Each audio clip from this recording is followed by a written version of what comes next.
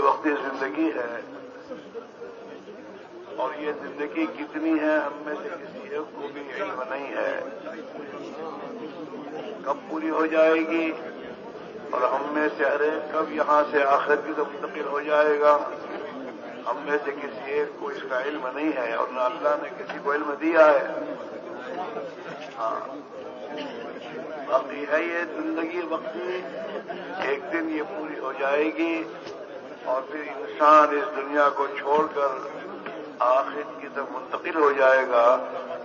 और आखिरत की जिंदगी अबदी जिंदगी है, जहाँ कभी इंसान को मौत नहीं आएगी।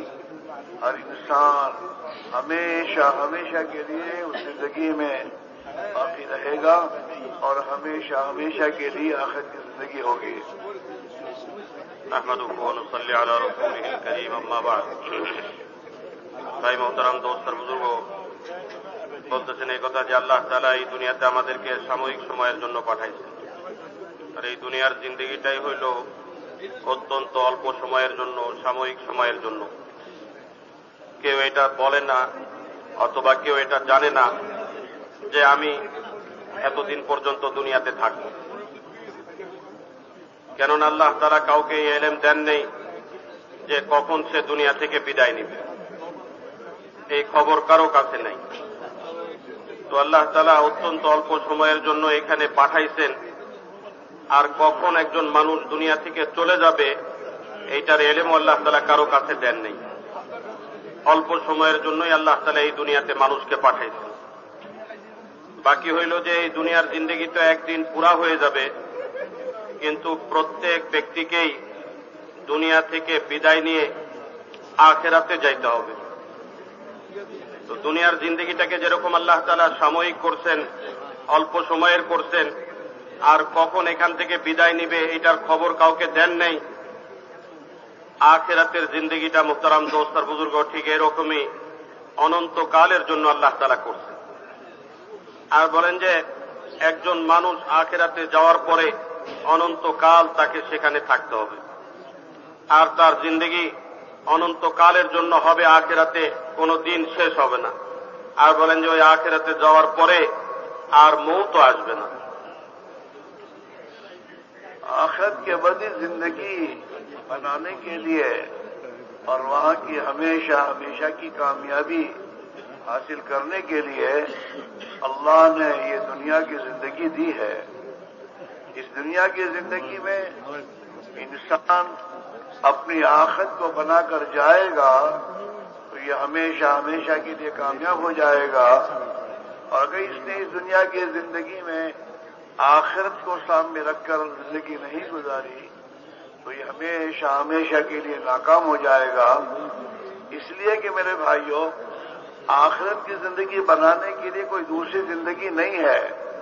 यही दुनिया की वक्ती जिंदगी जो अल्लाह ने हमें दे रखी है, और जो कुछ दुनिया में अल्लाह ने हमारे लिए पैदा किया है, इसी में रहकर आखिरत की अबदी जिंदगी को इंसान को बनाना है। और आखिरत की अबदी जिंदगी के बनने का ताल्लुक दुनिया का मुल्क व माल नहीं है और दुनिया की ये चीजें नहीं है। लेकिन इसके लिए अल्लाह ताला शानू ने अंबिया अलैहिस्सलाम को इस हकीकत समझाने के लिए अल्लाह ने नबियों को भेजा कि आखिरत की अबदी जिंदगी के बनने का ताल्लुक न मुल्क से है, न माल से है, न ताकत से है, न कुव्वत से है, न शरीयत से है, बल्कि आखिरत की अबदी जिंदगी के बनने का ताल्लुक इंसान के जिस्म से निकलने वाले अमाल से है।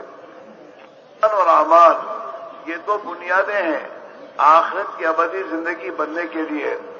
ईमान और आमाले सालिहा, नेक अमल, यानी आदमी अपनी जिंदगी के हर अमल में अल्लाह की मर्जी को सामने रखकर उस अमल को करे कि अल्लाह इस अमल को किस तरीके पर करने से राजी होता है, उसको सामने रखकर जिंदगी गुजारे।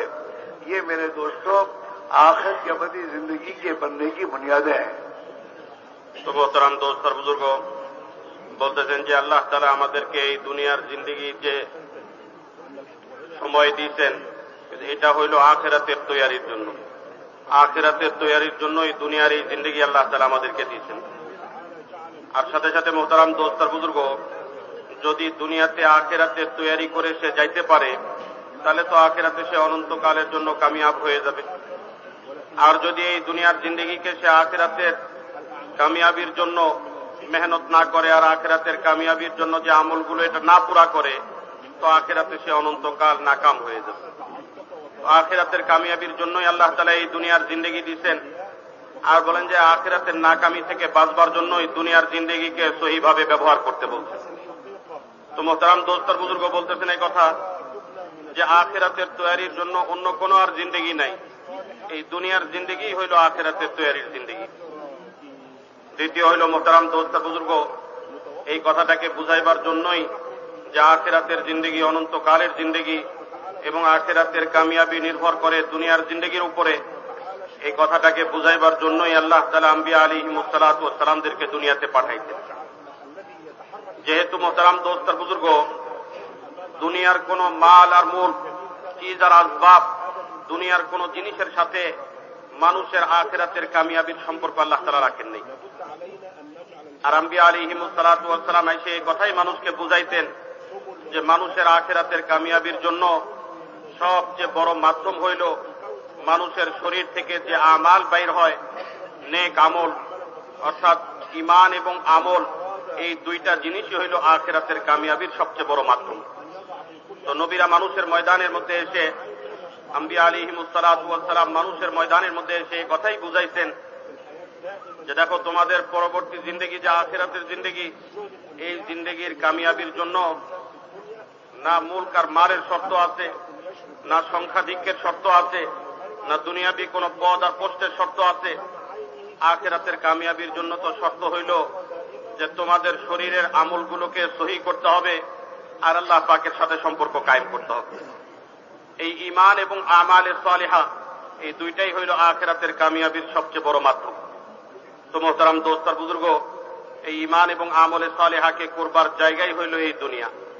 আর এই দুনিয়ার জিন্দেগি যদি এই দুই জিনিসের উপরে উঠে, ঈমানের উপরে এবং আমালে সালিহার উপরে, তো এই ব্যক্তির জন্য আখেরাতে অনন্তকালের কামিয়াবির ব্যবস্থা হয়ে যাবে। और हुजूर अकरम सल्लल्लाहु अलैहि वसल्लम क्योंकि आखिरी नबी हैं, आपके बाद कोई नबी दुनिया में नहीं जाएंगे, इसलिए अल्लाह ताला शानों की तरफ से इस पूरी उम्मत के ऊपर एक दूसरी जिम्मेदारी ये है कि उम्मत का हर फर्द इस मुबारक जिंदगी यानी ईमान और आमाल सालिहा वाली जिंदगी अपने अंदर इख्तियार करते हुए क़यामत तक के आने वाले तमाम इंसानों तक अल्लाह के प्यारे नबी का ये पैगाम और अल्लाह के प्यारे नबी की ये दावत दुनिया के हर इंसान तक पहुंचाने का जिम्मेदार है कि दुनिया के हर इंसान में ईमान और आमाल सालिहा वाली जिंदगी कैसे आ जाए, इसकी जो मेहनत जनाब रसूलुल्लाह सल्लल्लाहु अलैहि वसल्लम ने अपनी जिंदगी में इस उम्मत को करके बताया और इस मेहनत के लिए जो कुर्बानी देना है वो कुर्बानी देकर आपने बताया और आपके सहाबा को उसी कुर्बानी पर आपने उठाया और सहाबा ने उस कुर्बानी के साथ इस मेहनत को जिंदगी में इख्तियार किया और दुनिया के इंसानों तक अल्लाह के दीन को पहुंचाने के लिए जानी माली कुर्बानियां देते हुए इस दीन को खुदा की मखलूक तक पहुंचाया। ये दूसरी जिम्मेदारी हर फर्द उम्मत के जिम्मे है, ईमान बनाना, आमाल सही करना और प्यारे नबी अलैहिस्सलातु वस्सलाम के पैगाम को और आपके दीन को और आप वाली दावत को पूरी दुनिया के इंसानों में जिंदा करना, ये हर फर्द उम्मत की जिम्मेदारी है। तो मोहतरम दोस्तर बुजुर्ग বলতেছেন এই কথা, যেহেতু হুজুরে পাক সাল্লাল্লাহু আলাইহি ওয়াসাল্লাম সর্বশেষ নবী, ওনার পরে আর কোন নবী আসবেন না, এই জন্য হুজুর সাল্লাল্লাহু আলাইহি ওয়াসাল্লামের উম্মতের উপরে ঈমান এবং আমালে সালিহাকে জিন্দেগির মধ্যে আনার সাথে সাথে হুজুর সাল্লাল্লাহু আলাইহি ওয়াসাল্লাম যে মেহনতটা করছেন, যে এই মেহনতের জন্য কুরবানিটা করছেন মানুষের জিন্দেগির মধ্যে যাতে করে ঈমান এবং আমালে সালিহা জিন্দা হয়ে যায়, এই হুজুর সাল্লাল্লাহু আলাইহি ওয়াসাল্লামের এই পয়গামকে নিয়ে দুনিয়ার কোনায় কোনায় ফিরবে, মানুষের কাছে পৌঁছাইবে এবং মানুষের জিন্দেগির মধ্যে এই দুই জিনিসকে জিন্দা করবার জন্য চেষ্টা আর কোশিশ করবে, এই দায়িত্ব আল্লাহ তাআলা এই উম্মতের প্রত্যেক ব্যক্তিকে দিয়ে দিয়েছেন। একদিকে যেরকম নিজেরা ঈমান এবং আমালে সালেহার উপরে উঠবেন, আর একদিকে এরকম এই জিম্মাদারিকে আদায় করবার জন্য যে কুরবানি সাহাবায়ে কেরামের দ্বারা হুজুর সাল্লাল্লাহু আলাইহি ওয়াসাল্লাম করায় নিছেন এবং নিজে যে কুরবানি করে সাহাবায়ে কেরামকে দেখাইছেন যে মানুষের কাছে ঈমান এবং আমলে সালেহের এই পয়গামকে পৌঁছাইবার জন্য ওই একই মেহনত এই উম্মতের হর ফরদ প্রত্যেক ব্যক্তির উপরে আল্লাহ তাআলা দিয়ে দিয়েছেন।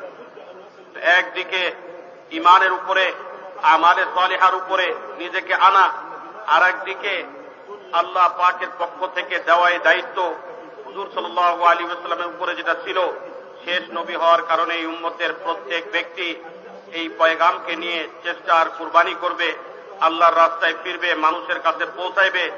এই পয়গাম পৌঁছানোর জন্য যে দায়িত্ব, এই দায়িত্বটাও প্রত্যেক ব্যক্তির উপরে।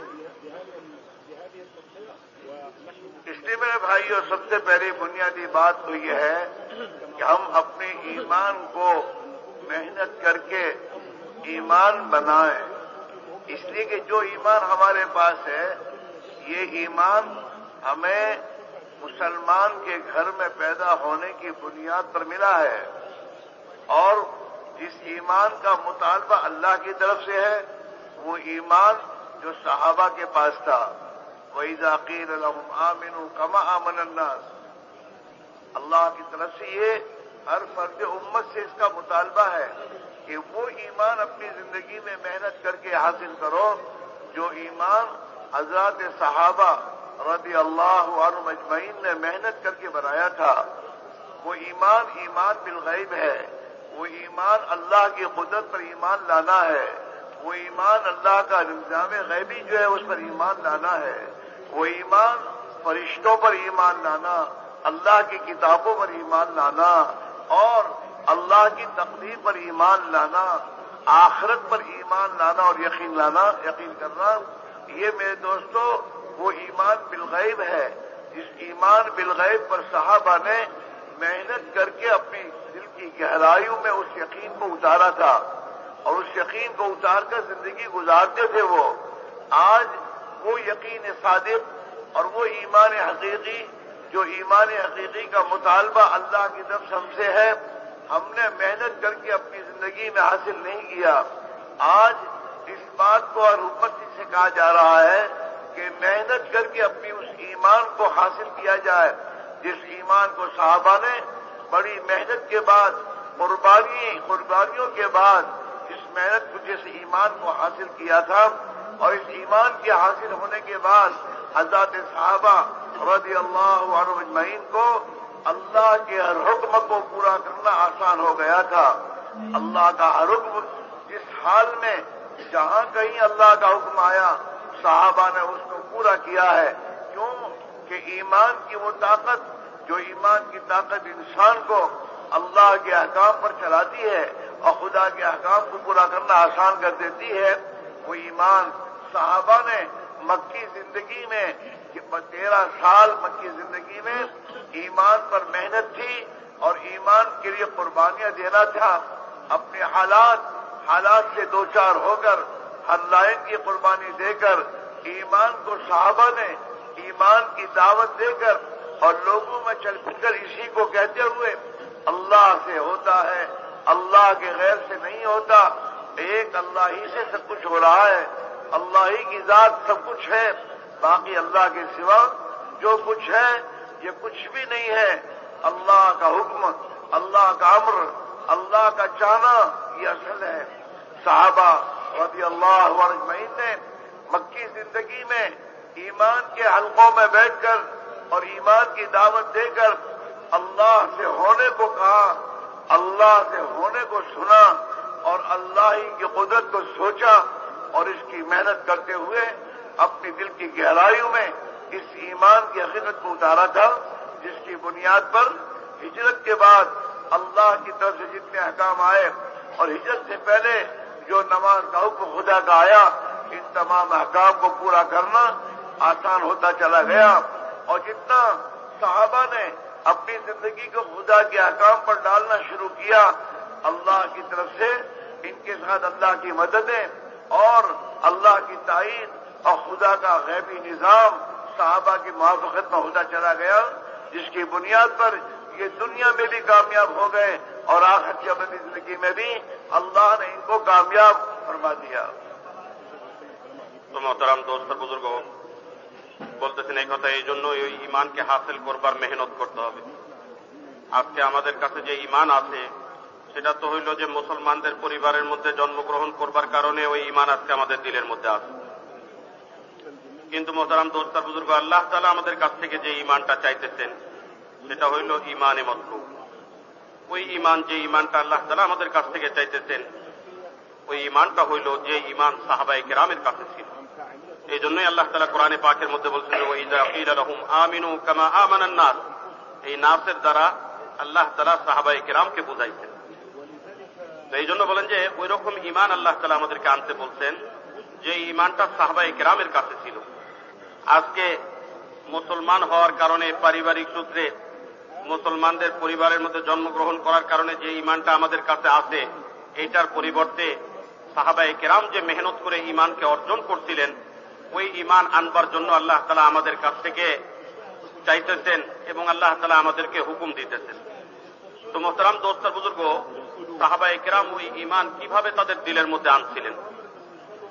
এক তো সাহাবায়ে কেরাম রাদিয়াল্লাহু আনহুম আজমাইন আল্লাহ পাকের বরত্ব এবং বড়াইয়ের কথা, আল্লাহ পাকের কুদরতের কথা এবং গায়েবী নিজামের কথা, যেগুলো অদৃশ্যের মধ্যে রয়ে গেছে, যে আল্লাহ পাকের ফেরেশতাদের নিজাম, যে এরকম ভাবে তকদীরের ভালো মন্দ আল্লাহ পাকের পক্ষ থেকে, মওতের পরে দোবারা জিন্দা হওয়ার কথা, আর বলেন যে এরকম ভাবে আসমান থেকে যে সমস্ত কিতাবকে আল্লাহ তাআলা নাযিল করছেন এটার উপরে বিশ্বাস, আর সাথে সাথে বলেন যে সমস্ত নবীদেরকে এবং রাসূলদেরকে যে আল্লাহ তাআলা পাঠাইছেন এটার উপরে বিশ্বাস, যে সমস্ত গায়েবের জিনিসের খবর আল্লাহ তাআলা দিতেন এটার উপরে বিশ্বাস সাহাবায়ে কেরাম করতেন, মেহনত করে এই বিশ্বাসটাকে অর্জন করছিলেন। তো বলেন যে ওই বিশ্বাসটা আমাদের দিলের মধ্যে অর্জন করতে হবে, ওই ইয়াকিন আমাদের দিলের মধ্যে হাসিল করতে হবে। তো মোহতারাম দোস্তার বুজুর্গ, মানুষের দিলের মধ্যে যখন গায়েবের ইয়াকিন মজবুত হয়ে যায় এবং আল্লাহ পাক সবকিছু করনেওয়ালি জাত, এই কথার বিশ্বাস যখন দিলের মধ্যে জমে যায়, তখন মোহতারাম দোস্তার বুজুর্গ আল্লাহ পাকের হুকুমগুলো পুরা করাও সহজ হয়ে যায়, আসান হয়ে যায়। আল্লাহ পাকের হুকুমের উপরে ওঠা তখন মানুষের জন্য সহজ হয়ে যায়।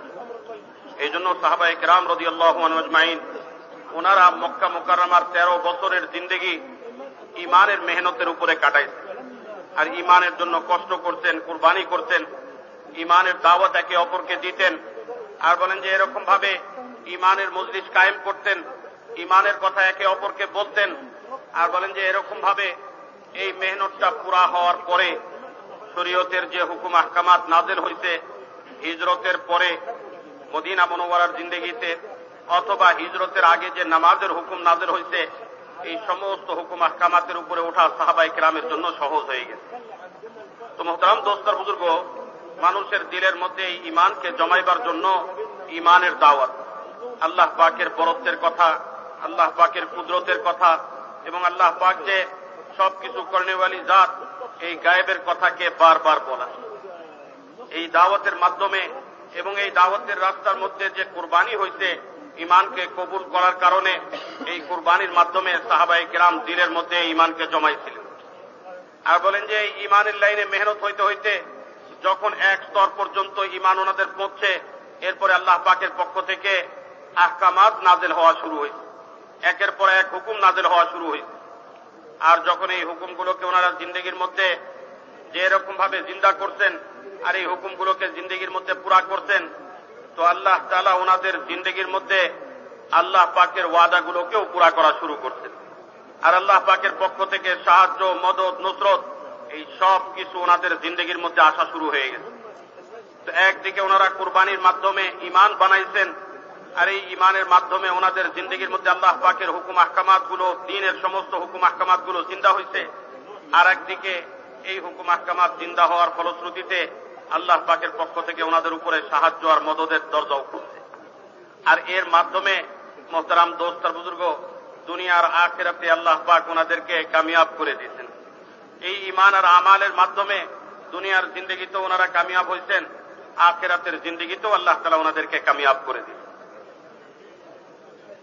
यूं सुना पुराणों से हजरत मौलाना ईसा नवरुल्लाह बरकत फरमाया करते थे कि जो ईमान हमारे पास इस वक्त है वो तो मुसलमान के घर में हम पैदा हुए, इसकी वजह से ये ईमान हमारे पास है। जो ईमान हमें बुतों की और पत्थरों की पूजा करने से हमें बचा रहा है, ये तो क्योंकि मुसलमान के घर में पैदा हो गए हैं, इस बुनियाद पर ये ईमान हमें मिला है।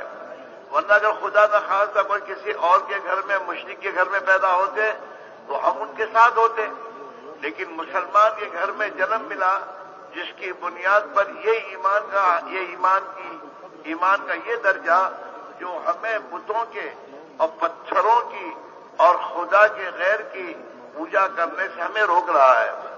लेकिन वो ईमान जो ईमान हमें अल्लाह के अहकाम पर खड़ा कर दे, और जो ईमान हमें अल्लाह के हुक्मों के खिलाफ जो हमारी ख्वाहिशात हैं, जिन ख्वाहिशात पर इंसान जिंदगी गुजार रहा है, इन ख्वाहिशात से हटाकर अल्लाह की ताअत पर हमें डाल दे, वो ईमान तो मेहनत करने से बनता है और वो ईमान के लिए बड़ी कुर्बानी देनी पड़ती है।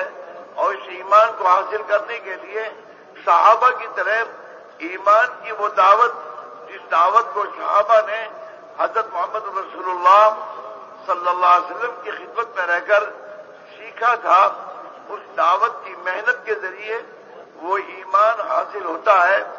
और उस दावत की राह में जैसे सहाबा ने हर चीज को कुर्बान करके अल्लाह के दीन की दावत में अपनी जान और माल को खपाया, ऐसे हम और आप भी जब दावत की इस राह में ईमान की राह में जो जो असबाब और जो जो चीजें हमारी ईमान की राह में रुकावट बन रही हैं और हमारा ईमान कमजोर हो रहा है, और हम दुनिया की जाहिरी चीजों को देखकर जो मुतासिर हो रहे हैं, इसका तासुर निकालने के लिए हर वो चीज जो अल्लाह और हमारे दरमियान में रुकावट बनी हुई है, उसे निस्बत खुदाबंदी पर छोड़कर सहाबा की तरह निस्बत खुदाबंदी पर और अल्लाह के दीन की दावत के लिए उन चीजों को जितना हम कुर्बान करके अल्लाह की राह में निकलकर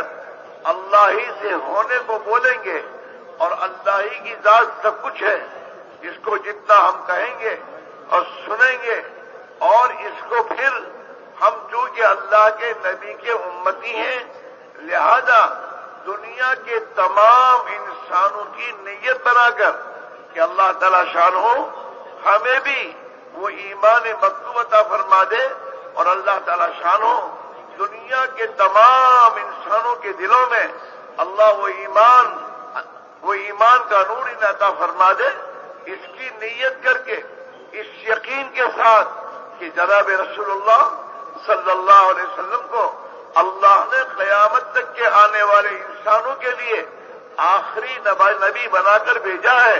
लिहाजा आपको जो मेहनत अल्लाह ने अता फरमाई है वो पूरे आलम के इंसानों पर असर डालने वाली है, और उसका असर पूरे आलम के इंसानों पर होगा, बशर्ते कि हम पूरे आलम के इंसानों की नीयत बनाकर अपनी जात से लेकर अपने बाल बच्चे, अपना खानदान, अपना मुल्क और पूरे आलम का एक एक इंसान, इसकी नीयत बनाकर हम जहां भी रहकर इस दीन की दावत को, ईमान की दावत को इस यकीन के साथ और इस नीयत के साथ देते रहेंगे, तो अल्लाह ताला शानो अपनी कुदरत कामिला से हमें भी वो ईमान की हकीकत अता फरमावेगा।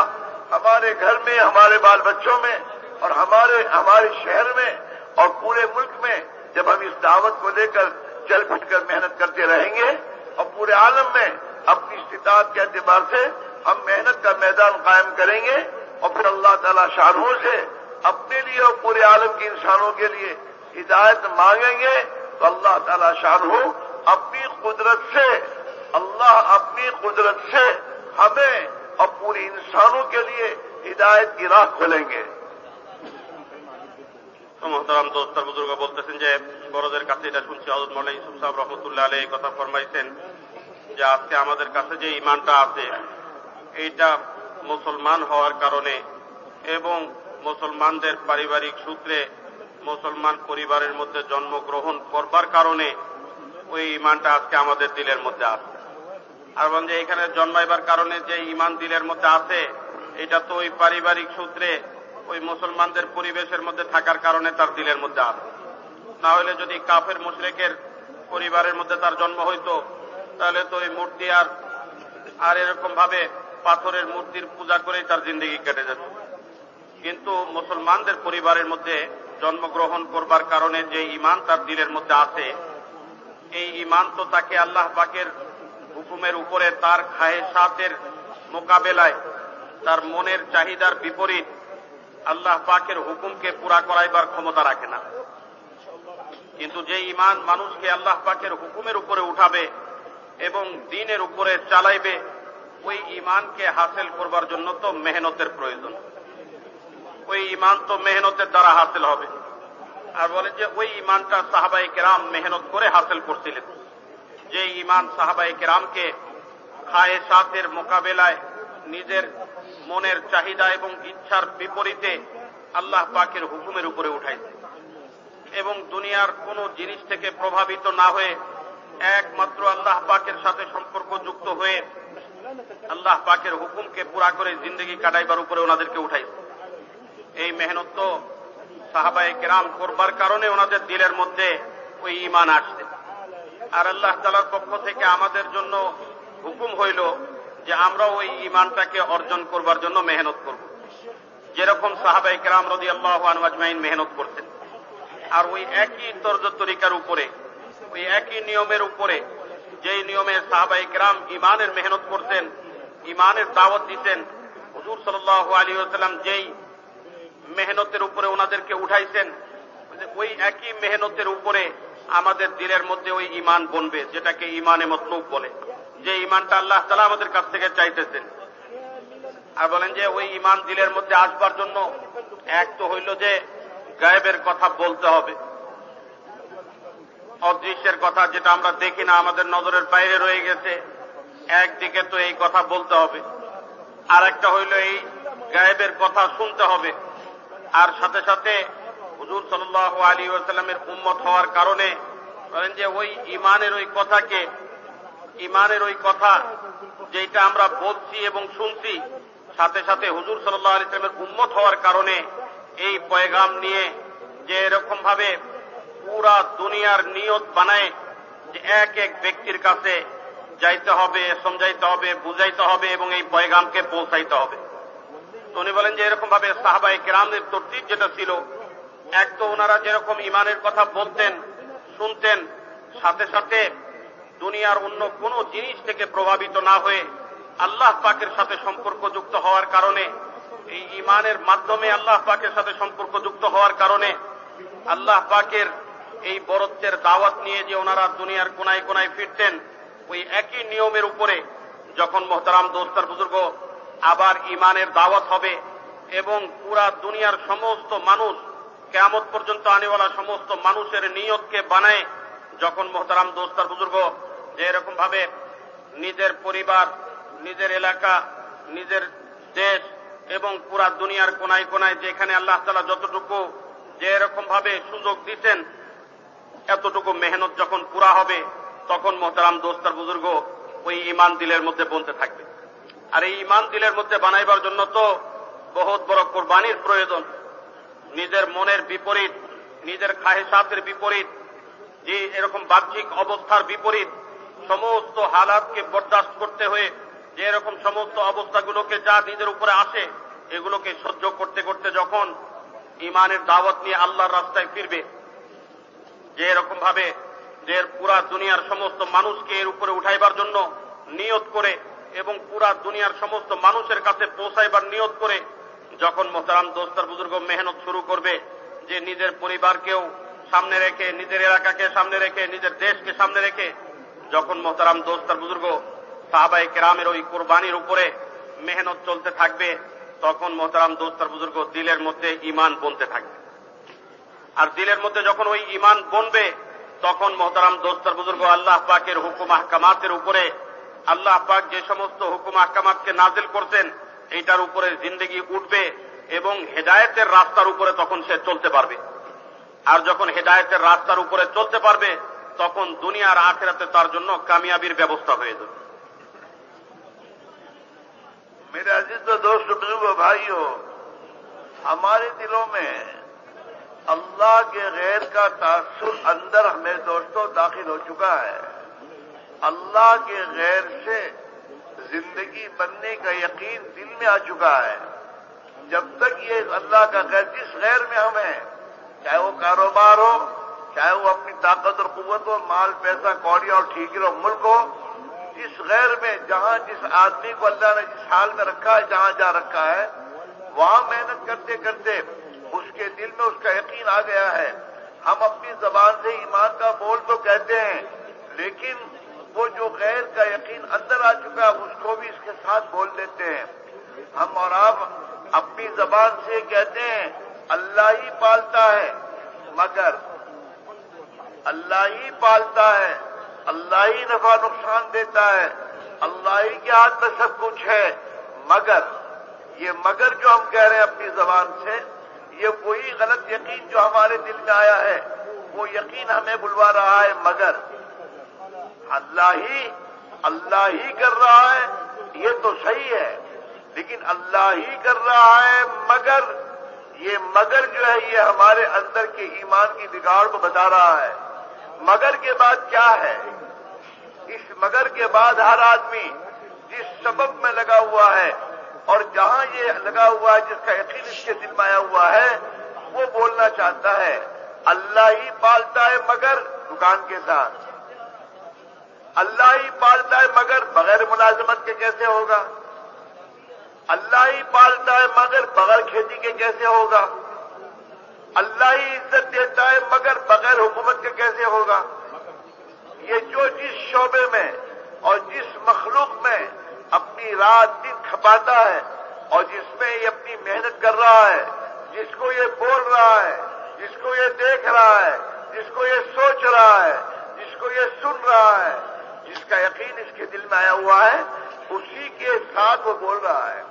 और ईमान का तकाजा पहला ये है कि जहां तू है पहले उसकी नफी कर। जिस शोबे में तू है और जिंदगी के जिन असबाब में तू चल रहा है, पहले उसका इनकार कर। सहाबा को अल्लाह के नबी ने जिन बुतों का यकीन दिल में आया हुआ था, अल्लाह के नबी ने सबसे पहले उसका इनकार करवाया है। ला इलाहा पहले कहलवाया है। ला इलाहा पहले कहो, फिर इल्लल्लाह कहो। ला इलाहा के जरिए अल्लाह के गैर को दिल से निकालो। अल्लाह का गैर जिसका तासुर तुम्हारा दिल लिए हुए है, हाँ, जो जिस शोबे में है, जिसके पास दुनिया के जो असबाब हैं, उसका तासुर वो दिल में लिए हुए है और इसके साथ वो ला इलाहा इल्लल्लाह पढ़ रहा है। हालांकि ला इलाहा का पहला तकाजा ये है, अपने दिल की गहराइयों से खुदा के गैर को निकाल और इल्लल्लाह के जरिए एक अल्लाह वहदहू ला शरीक लहू के यकीन, उसकी जात और सिफात का यकीन दिल में ला। ये पहला मुतालबा मेरे दोस्तों, कलमे का हम सबसे है मेरे दोस्तों, लेकिन हमने मेहनत करके खुदा के गैर को नहीं निकाला। हज़रत साहबा रज़ी अल्लाह अजमईन को अल्लाह के प्यारे नबी ने इन तमाम चीजों को छुड़वाकर और अल्लाह की तौहीद की दावत दिलाकर इनके दिलों से सबसे पहले इन तमाम चीजों को निकाला और एक अल्लाह वहदहू ला शरीक लहू के यकीन को दिल में उतारा। बैतुल्लाह में 360 बुत थे, नबी की मौजूदगी में बुत हैं। हम और आप ये कमजोर ईमान वाले, ये भी मेरे दोस्तों इस कमजोर ईमान के साथ मस्जिद में एक बुत का होना बर्दाश्त नहीं कर सकते। प्यारे आका, तौहीद के अलमबरदार, नबियों के सरदार, वो अपनी में दोस्तों बैतुल्लाह में 360 बुतों का होना कैसे बर्दाश्त करते होंगे? आपने सबसे पहले सहाबा के दिलों से बुतों को निकाला, फिर इन बुतों को बैतुल्लाह से निकाला। हमारा हाल ये है, दिल से तो कुछ निकालने तैयार नहीं, बाकी सब हमारे घर से निकल जाए। ये नहीं होगा, ये नहीं होगा। वकुल जाल हक, पहले हक को घर में ला, पहले हक को जिंदगी में ला, पहले हक को बाल बच्चों की जिंदगी में ला। जब हक आएगा तेरे घर से बातिल निकलेगा। जब तक हक नहीं आएगा बातिल घर से नहीं निकल सकता, चाहे कुछ भी दावे करते रहो। अंधेरा घर में है, अंधेरे को दूर करने का रास्ता, अंधेरा अंधेरा अंधेरा बोलते रहो। अंधेरा बहुत है और बढ़ता जा रहा है, अंधेरा खत्म नहीं होगा। अंधेरे को घर से निकालने का रास्ता ये है, फिक्र कर, मेहनत कर, अपने घर में रोशनी ले आ। जहां रोशनी ले आएगा मेरे भैया, वहीं पर तेरे घर से अंधेरा खत्म हो जाएगा। मेहनत करके जहां हक ले आएगा बातिल ठहर नहीं सकता। कुरान का ये फैसला है, वकुल जाअल हक वज़हक़ल बातिल इन्नल बातिल कान ज़हूक़ा। बातिल को घरों से निकालने के लिए, ख्वाहिशात परस्ती की जिंदगी को निकालने के लिए, खुदा के गैर की गुलामी को निकालने के लिए सबसे पहले ईमान पर मेहनत करके अपनी जिंदगी में ईमान की हकीकत को लाना होगा, अल्लाह की अब्दियत को लाना होगा, खुदा की ताअत पर जिंदगी को लाना होगा। इसके बाद हमारे घरों से तमाम चीजें खत्म होंगी। और जिस दिन हक अपनी हकीकत के साथ दुनिया में वजूद में आएगा, बातिल की ताकत नहीं है कि वो हक के सामने खड़ा रहे। तो मोहतरम दोस्त और बुजुर्ग, বলতেছেন এই কথা যে আজকে আমাদের দিল দুনিয়াতে যে সমস্ত জিনিসের দ্বারা প্রভাবিত হয়, এর একটা মৌলিক কারণ হইল যে মানুষ রাত আর দিন মখলুকাতের মধ্যে থেকে, দুনিয়াবি চিজ আর আসবাবের মধ্যে থেকে যেই জিনিসের মধ্যে মশগুল থাকে, এইটা ব্যক্তি হোক, বস্তু হোক, পেশা হোক এবং তার মেহনতের জায়গা হোক, যেই জিনিসের মধ্যে সে রাত আর দিন মেহনতের মধ্যে মশগুল থাকে, ওই জিনিসের প্রভাব এবং ওই জিনিসের বিশ্বাস তার দিলের মধ্যে প্রবেশ করে। আর বলেন যে ওই জিনিসের বিশ্বাস আর প্রভাব যখন তার দিলের মধ্যে আসে, তো তখন সে যে এরকম ভাবে লা ইলাহা ইল্লাল্লাহ এই কালেমাটাকে যে বলে, এই কালেমাটাকে বলবার সময়, এই কালেমাটার অর্থকে বলবার সময় তখন সে আল্লাহর থেকে যে হয় এই কথাটার সাথে কিন্তু শব্দটা যোগ করে দেয়। আর বলেন যে এই কিন্তু শব্দটা যে বলে সে, এর পরবর্তীতে যা কিছু আছে, কিন্তুর পরে যে শব্দগুলো সে বলবে অথবা যে কথাগুলো সে বলবে, এটা হইল তার ওই দিলের গলদ একিনেরই প্রকাশ করবে সে। এই জন্য বলেন যে একটা মানুষ দুনিয়ার যে পেশার সাথে, দুনিয়ার যে বস্তুর সাথে, যে কোনো মখলুকাতের সাথে যে সম্পর্ক যুক্ত থাকে, বলেন যে ওইটার থেকে যে হয় না, এই দাওয়াত তাকে দিতে হবে।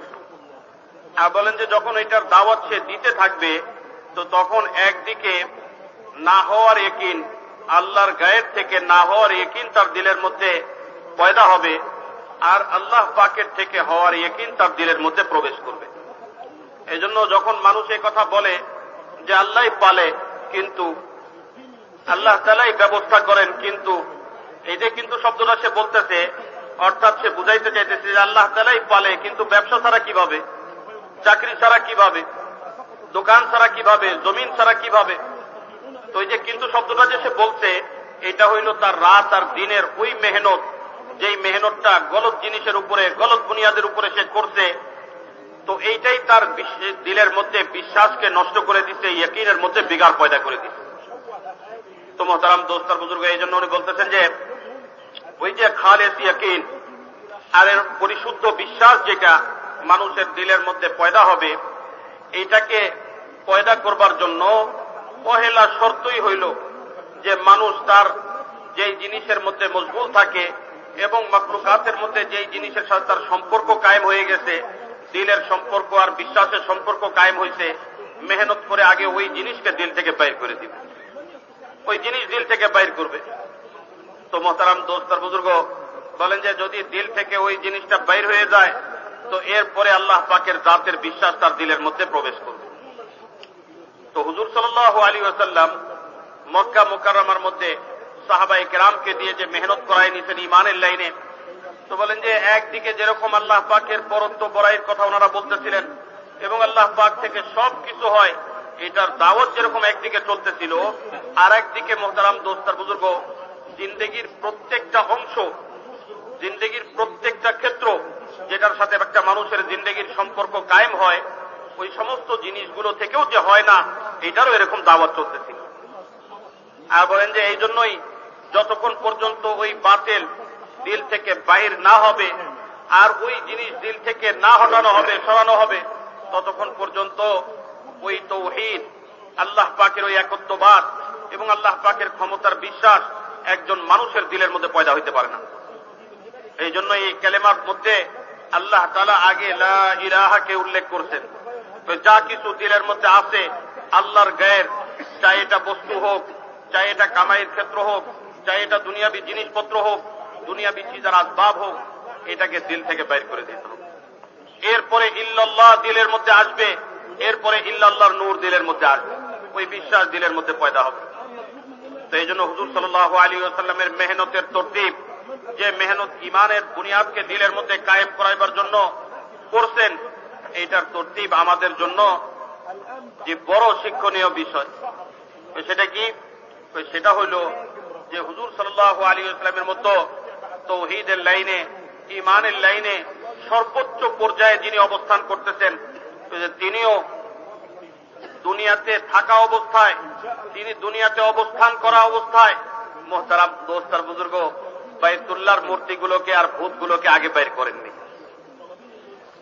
যেখানে আমরা আমাদের মসজিদের মধ্যে একটা পাথরের মূর্তি রাখাকেও আমরা বরদাস্ত করব না, সহ্য করব না, এরকম অবস্থাতেও আমাদের দিলের মধ্যে ইমানের কত কমজোরি, তারপরও মসজিদের মধ্যে একটা মূর্তিকে আমরা সহ্য করব না। কিন্তু মোহতারাম দোস্তার বুজুর্গ, হুজুর সাল্লাল্লাহু আলাইহি ওয়াসাল্লামের মেহনতের তরতিব কি? ওই বাইতুল্লাহর মধ্যে যেখানে 360টা মূর্তি, তো বলেন যে আগে ওই বাইতুল্লাহর মূর্তিগুলোকে বাইর করার মেহনত করেন নাই, আগে তো মানুষের দিলের ভিতরের ওই মূর্তিগুলোকে বাইর করার মেহনত করছেন। আর বলেন যে যখন মানুষের দিলের ভিতরের ওই মূর্তিগুলো বাইর হয়ে গেছে, ওই যে বাইতুল্লাহর ভিতরের মূর্তি তো আপনা আপনি বাইর হয়ে গেছে, আর তারাই এই মূর্তিকে বাইর করছে। তো মোহতারাম দোস্তার বুজুর্গ, বলেন যে লা ইলাহা যতক্ষণ পর্যন্ত না আসবে, তো ওই ইল্লাল্লাহ দিলের মধ্যে প্রবেশ করবে না। সাহাবায়ে কেরাম রাদিয়াল্লাহু আনহুম আজমাইন হুজুর সাল্লাল্লাহু আলাইহি ওয়াসাল্লামের বাতানো এই মেহনতের উপরে যে কুরবানি আর এরকম ভাবে সব লাইনের ত্যাগ আর তিতিক্ষা, যেগুলো চিজ আর আসবাবের সাথে ওনাদের জিন্দেগির সম্পর্ক ছিল, যেগুলো ক্ষেত্রের সাথে ওনাদের জিন্দেগির সম্পর্ক ছিল, এগুলোকেও ইনকার করছেন। আর বলেন যে এরপরে আল্লাহ পাকের জাতের বিশ্বাস, আল্লাহ পাকের কুদরতের বিশ্বাস ওনাদের দিলের মধ্যে পয়দা হয়ে গেছে, ইল্লাল্লাহর ইয়াকিন ওনাদের দিলের মধ্যে আসছে। তো মোহতারাম দোস্তার বুজুর্গ, বলেন যে এরকম ভাবে ওই যে মানুষ যখন আল্লাহ পাক সবকিছু করেন এই কথা বলবার পরে কিন্তু শব্দটা উল্লেখ করে, এর পিছনে তো ওইটাই তার অবস্থান করে, এর পিছনে ওই জিনিসটাই সে ব্যক্ত করতে চায়, যেটার মধ্যে সে মজবুত থাকার কারণে তার দিলের মধ্যে গলত ইয়াকিনের একটা অংশ পয়দা হইছে, ওই অংশটাকেই সেই ইমানের কথা বলবার পরে ব্যক্ত করতে চায়।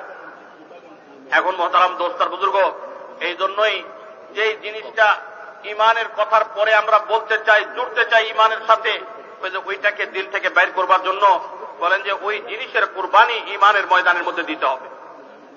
যদি সে ব্যবসার সাথে সম্পর্কযুক্ত থাকে, কারোবারের সাথে সম্পর্কযুক্ত থাকে, দুনিয়াবি কোনো জিনিসের সাথে সম্পর্কযুক্ত থাকে, আল্লাহ তাআলার জন্য যখন ওই জিনিসের কুরবানি সে দিবে, তো তখন তার দিলের মধ্যে ওই খালেস ইয়াকিন পয়দা হবে।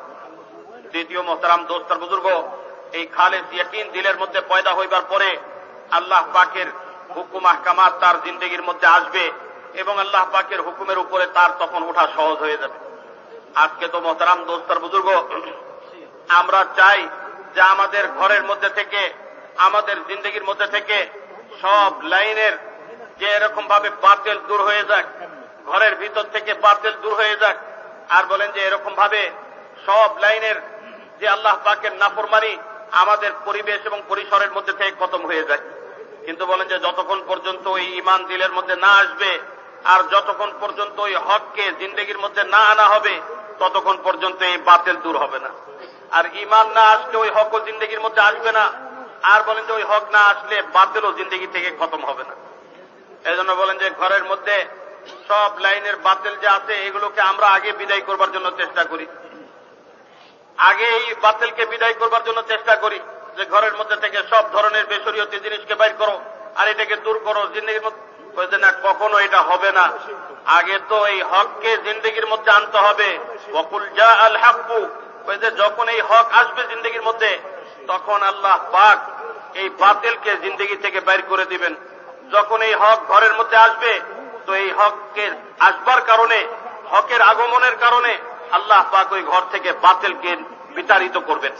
তো মোহতারাম দোস্ত আর বুজুর্গ, উনি বলছেন যে একদিকে তো ঈমানের জন্য যে জিনিসের বিশ্বাস দিলের মধ্যে আছে ওইটাকে আগে বাইর করতে হবে, তারপরে আল্লাহর বিশ্বাস আসবে। তারপরে যখন আল্লাহ পাকের হুকুম আহকামাতের উপরে মানুষ উঠবে তো তখন তার জিন্দেগির মধ্যে হক আসবে আর এরপরে জিন্দেগি থেকে বাতিল খতম হবে। তো উনি বলেন যে এই জন্য ঘরের মধ্যে থেকে বেশরিয়তি এবং দ্বীনের বিপরীত সমস্ত জিনিসকে বাইর করবার রাস্তাই হলো আগে হককে নাও, এরপরে এখান থেকে বাতিল যাবে, সব ধরনের বেদিনী এবং বদ্দিনী এখান থেকে দূর হবে। এটাই আল্লাহ তাআলা কোরআনে পাকের মধ্যে বলছেন, ওয়াকুল জা আল হাক্কু ওয়া যাহাকাল বাতিল ইন্নাল বাতিলা কানা যাহুকা, যে আপনি বলেন হে নবী যখন হক আসবে তখন এই জিন্দেগি থেকে, ঘরের মধ্যে থেকে, পরিবেশ এবং পরিসর থেকে বাতিল দূর হবে আর হক আসবার কারণে এই বাতিল যে মিটবে ওই বাতিলের আর কোনো ঠিকানা হবে না। এইটার মিসাল উনি দিচ্ছেন এইভাবে যে একটা ঘরের মধ্যে যদি কোনো অন্ধকার থাকে, এই অন্ধকারের উপরে যতই বলি আর যতই শুনি আর যতই এটার আলোচনা করি এই ঘরের এই অন্ধকার কখনো যাবে না, কখনো এই ঘরের অন্ধকার দূর হবে না। এই ঘরের অন্ধকার তো ওই সময় দূর হবে যখন ঘরের মধ্যে রোশনি এসে উপস্থিত হবে, আলো জ্বালায় দেওয়া হবে, তখন এই ঘরের অন্ধকার দূর হয়ে যাবে। তো উনি বলেন যে ঠিক এইভাবেই সাহাবায়ে কেরাম রাদিয়াল্লাহু আনহুম আজমাইন ঈমানের মেহনত করছেন। আর বলেন যে ওনাদের জিন্দেগি এবং পরিবেশ পরিসর থেকে সমস্ত লাইনের বদ্দিনী খতম হয়েছে আর আল্লাহ পাকের হুকুম আহকামাত জিন্দা হয়ে গেছে। যে এরকম মানুষের দিলের মধ্যে থেকে মূর্তির ইয়াকিন বাইর হইছে, বাইতুল্লাহ মূর্তি থেকে খালি হয়ে গেছে। ঠিক এরকম মোহতারাম দোস্ত আর বুজুর্গ, ঈমানের কথা যত বলা হবে আর শোনা হবে আর চিন্তা করা হবে, দিলের মধ্যে ঈমানকে জমানো হবে আর এই ঈমানের দাওয়াত অন্যকে দেওয়া হবে। আর যে সমস্ত জিনিসের কারণে ঈমানের কমজোরি আমাদের দিলের মধ্যে ওগুলোর কুরবানি হবে, তখন মোহতারাম দোস্ত আর বুজুর্গ দিলের মধ্যে ঈমান বনবে আর হককে কবুল করবার মতন যোগ্যতা আসবে, দিন জিন্দেগির মধ্যে জিন্দা হবে, বাতিল জিন্দেগি থেকে মিটবে, সহি রাস্তার উপরে তখন চলবার যোগ্যতা পয়দা হবে। मेरा अज़ीज़ो भाई और दोस्त बुजुर्गों, हक की मिसाल तो रोशनी की है, हक की मिसाल रोशनी की है और बातिल की मिसाल अंधेरे की है, हुकूमत है। और आप खूब जानते हैं, आप मुझे बताइए, रोशनी अगर आ जाए तो क्या अंधेरा बाकी रह सकता है? তো মোহতারাম দোস্ত আর বুজুর্গ বলতেছেন যে হকের মিসাল হইল আলোর সাথে, আলো উজালার সাথে, আর বাতিলের মিসাল হইল যে এরকম ভাবে অন্ধকারের সাথে। তো বলেন যে আপনারা এই কথাটার উত্তর দেন যে এরকম ভাবে যখন আলো আসে তখন কি অন্ধকার টিকতে পারে? नहीं हो सकता। रात का बयान आपने हाजी साहब का सुना था। हाजी साहब के बयान में एक ही बात थी कि भाई अल्लाह से होने को बोलो, ला इलाहा इल्लल्लाह की दावत को आम करो, बच्चे बच्चे की जबान पर, एक एक औरत की जबान पर, पूरी दुनिया में बसने वाले एक एक उम्मती की जुबान पर इस कलमे की दावत को इतना आम किया जाए और इतना ये बोले और दुनिया के हर इंसान को अपनी नीयत में लेकर बोले कि लोगों ला इलाहा इल्लल्लाह कह दो, कामयाब हो जाओगे। ला इलाहा इल्लल्लाह मुहम्मदुर रसूलुल्लाह, ला इलाहा इल्लल्लाह ये मकसद जिंदगी है और मुहम्मदुर रसूलुल्लाह ये तरीक़े जिंदगी है। जिंदगी का निजाम मुहम्मदुर रसूलुल्लाह है। अगर ये दो चीजें जिंदगी के हर शोबे में आ गई तो आसमान से तुम्हारी कामयाबी का फैसला हो जाएगा। आखिरत की अबदी जिंदगी में भी तुम कामयाब हो जाओगे और दुनिया की वक्ती जिंदगी में भी तुम्हें सुकून, चैन, इज्जत, भाईचारगी, अदल इंसाफ, अमानतदारी, ये तमाम चीजें जो दुनिया की जिंदगी को बनाने वाली हैं, ये सब की सब चीजें तुम्हारी जिंदगियों में खुदा पैदा कर देगा और तुम्हारी जिंदगियों में खुदा दे देगा। और इसकी इन तमाम सिफात के आने के बाद तुम्हारी दुनिया की जिंदगी जन्नत का नमूना बनेगी और तुम्हारी आखिरत की अबदी जिंदगी हमेशा हमेशा की कामयाब हो जाएगी। ये एक मेरे दोस्तों दावत को जिंदा करने की जरूरत है। माफ करना, अभी कलमे की दावत जिंदगी में जिंदा नहीं हुई है। ये दावत की मेहनत करने वाला हमारा भाई 4 महीने चाहे साल के लगाता हो और हर पूरी जिंदगी लगा रहा हो, लेकिन इसको पूछो तेरी नजी मजलिस में तेरी दावत क्या है? तू आपस में तेरी औलाद को लेके बैठता है, उनसे क्या बात करता है? अल्लाह से होने को बोलता है या खुदा के गैर से होने को बोलता है? तेरी जबान का बोल क्या है? तुम 4 दोस्त 4 भाई जमा होते हो तो अल्लाह की ताकत और कुदरत को बोलते हो या दुनिया के नादान इंसानों की ताकत और कुदरत के तस्करे करते हो? तुम्हारी जबान का बोल ईमान का बोल है या कौन सा बोल है? न हमारी जबान का बोल घर में ईमान का बोल है। हम कभी अपनी बीवी के साथ अल्लाह की रुबूबियत की बात नहीं करते। रब अल्लाह है, पालने वाली जात अल्लाह की है, ये कारोबार इम्तिहान के लिए है। न मैं तुझे पालता हूं न तुझे कोई पालता है सिवाय अल्लाह के। हमारी जबान के बोल न हमारे घरों में ईमान के हैं, न हमारी शादियों ब्याह में ईमान के हैं। शादी ब्याह में हम नबी के तरीकों को ज़बा क्यों करते हैं? दुनिया के नादान इंसान हमें ये कहते हैं तुम्हारी इज्जत का हाथ दबा आ जाएगा, लोग तुम्हें क्या कहेंगे? तुम्हें लोग क्या कहेंगे? हम खुदा की मखलूक का डर दिल में रखकर मेरे अंदर जिंदगी गुजार रहे हैं। अल्लाह से अल्लाह इज्जत देने वाली जात एक अल्लाह की है और अल्लाह क्या इज्जत देने का ज़ाब्ता मोहम्मद रसूलुल्लाह सल्लल्लाहु अलैहि वसल्लम में। खुदा पाक की कसम, आकाए मदनी सल्लल्लाहु अलैहि वसल्लम की पैरवी इत्तिबा के बगैर ये मुसलमान जिंदगी के किसी शोबे में इज्जत हासिल नहीं कर सकता।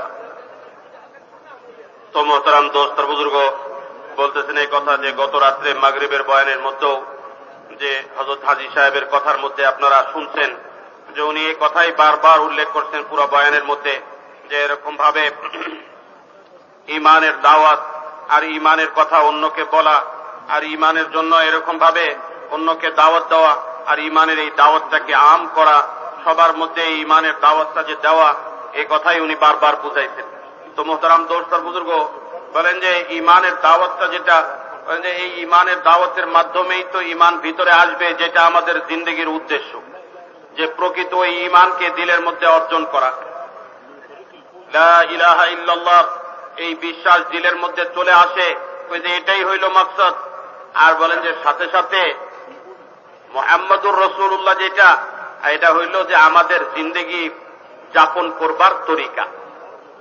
একটা হইল মাকসাদের জিন্দেগি আর একটা হইল তরিকায় জিন্দেগি, যে এরকম ভাবে কিভাবে আমাদের জিন্দেগিটা পরিচালিত হবে, কিভাবে আমাদের জিন্দেগিটা কাটাইতে হবে, ওই যে এইটার দিক নির্দেশনা তো আমাদের মিলবে হুজুর সাল্লাল্লাহু আলাইহি ওয়াসাল্লামের কাছ থেকে।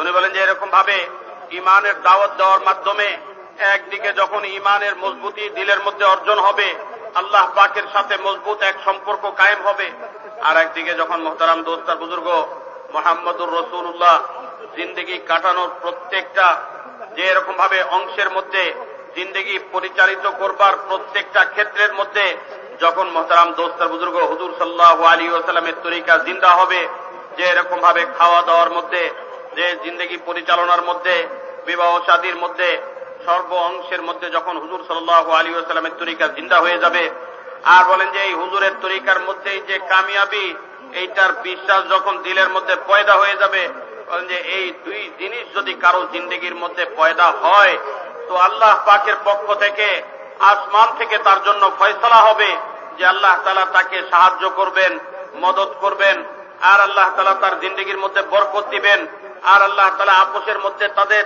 যে এরকম ভাবে সম্পর্ককে ঠিক করে দিবেন, আর বলেন যে তার জিন্দেগিও ঠিক হয়ে যাবে, আপোষের মধ্যে জিন্দেগিও ঠিক হয়ে যাবে, আর বলেন যে এই ভ্রাতৃত্ব বন্ধনও প্রত্যেকের সাথে কায়েম হয়ে যাবে, আর বলেন যে জিন্দেগির প্রত্যেক অংশের মধ্যে আল্লাহ পাকের পক্ষ থেকে সাহায্য আর মদদ আর নাযিল হয়ে যাবে।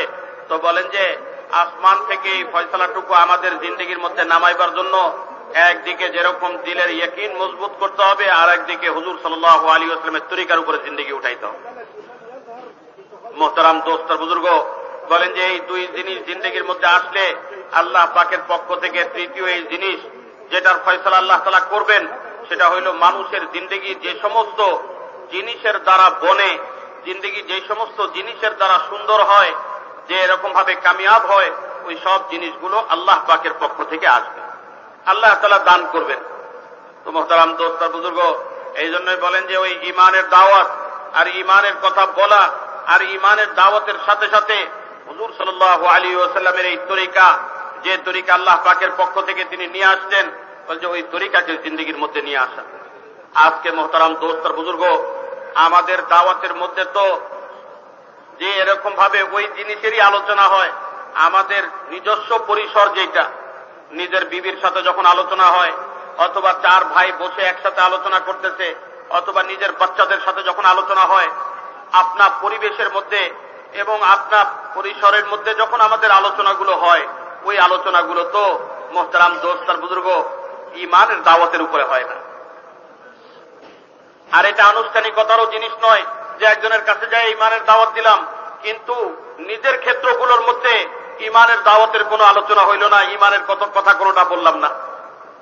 এই জন্য বলেন যে নিজের বিবির সাথে রুবুবিয়াতের আলোচনা, আল্লাহ পাক যে সবকিছু যে কর্নেওয়ালি জাত এবং তিনি যে প্রতিপালক, প্রত্যেকটা জিনিস তার দ্বারা প্রতিপালিত হইতেছে এবং তিনি সবকিছু পরিচালিত করতেছেন, এই কথা আপনার বিবির সাথে আমরা আলোচনা করি না।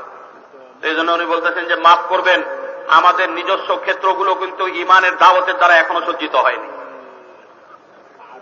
আর বলেন যে চার ভাই মিলে যখন বসে আলোচনা করতেছে, ওই আলোচনাটা কিন্তু ইমানের আলোচনা নয়। অন্য কোথাও যে হয়তো ইমানের কথা বলতেছে, কিন্তু আপন পরিবেশের মধ্যে, আপন ক্ষেত্রগুলোর মধ্যে ওই যে ওইখানে ইমানের আলোচনা থেকে খালি, ওই জায়গাটা ইমানের আলোচনা থেকে খালি।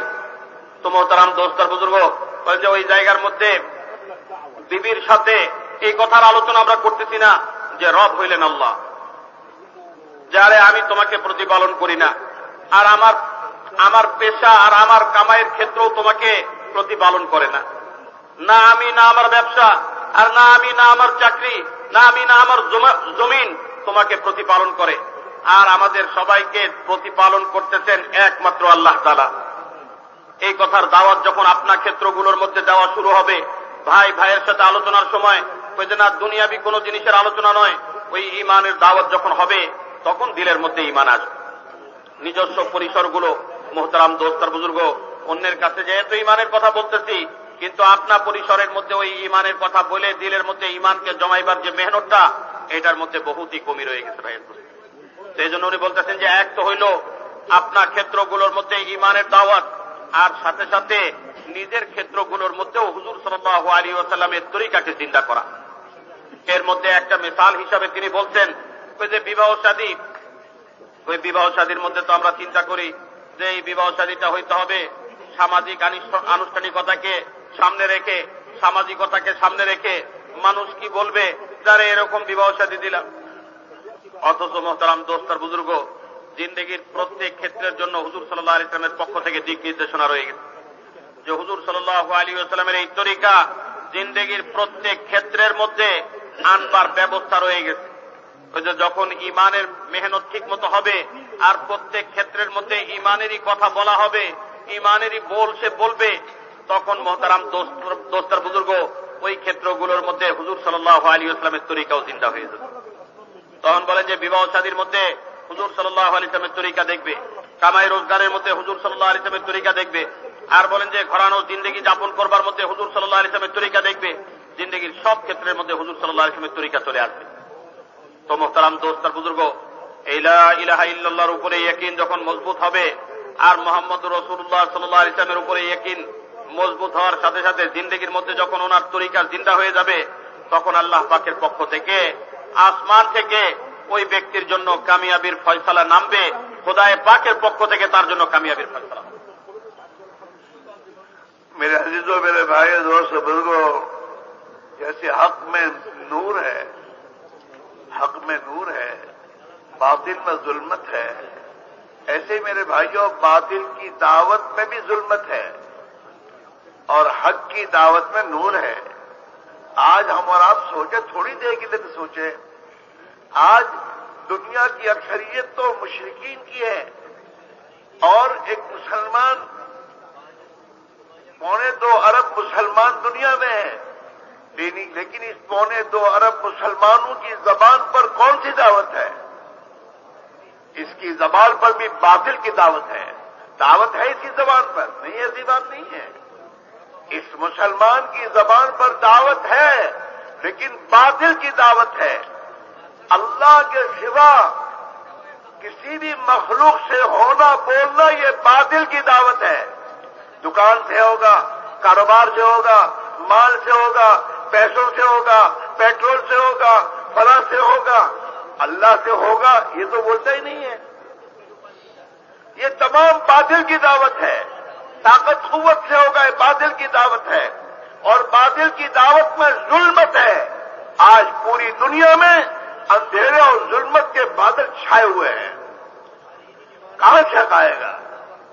ये कहा जा रहा हो मुसलमान, कम से कम तू तो हक की दावत को जबान पर ला इलाहा इल्लल्लाह बोल और ला इलाहा इल्लल्लाह की दावत दे, इस बुनियाद पर दे ताकि इस ला इलाहा इल्लल्लाह का नूर दुनिया की फिजाओं में छा जाए और बातिल दुनिया में मगलूब हो और हक की दावत दुनिया में चले।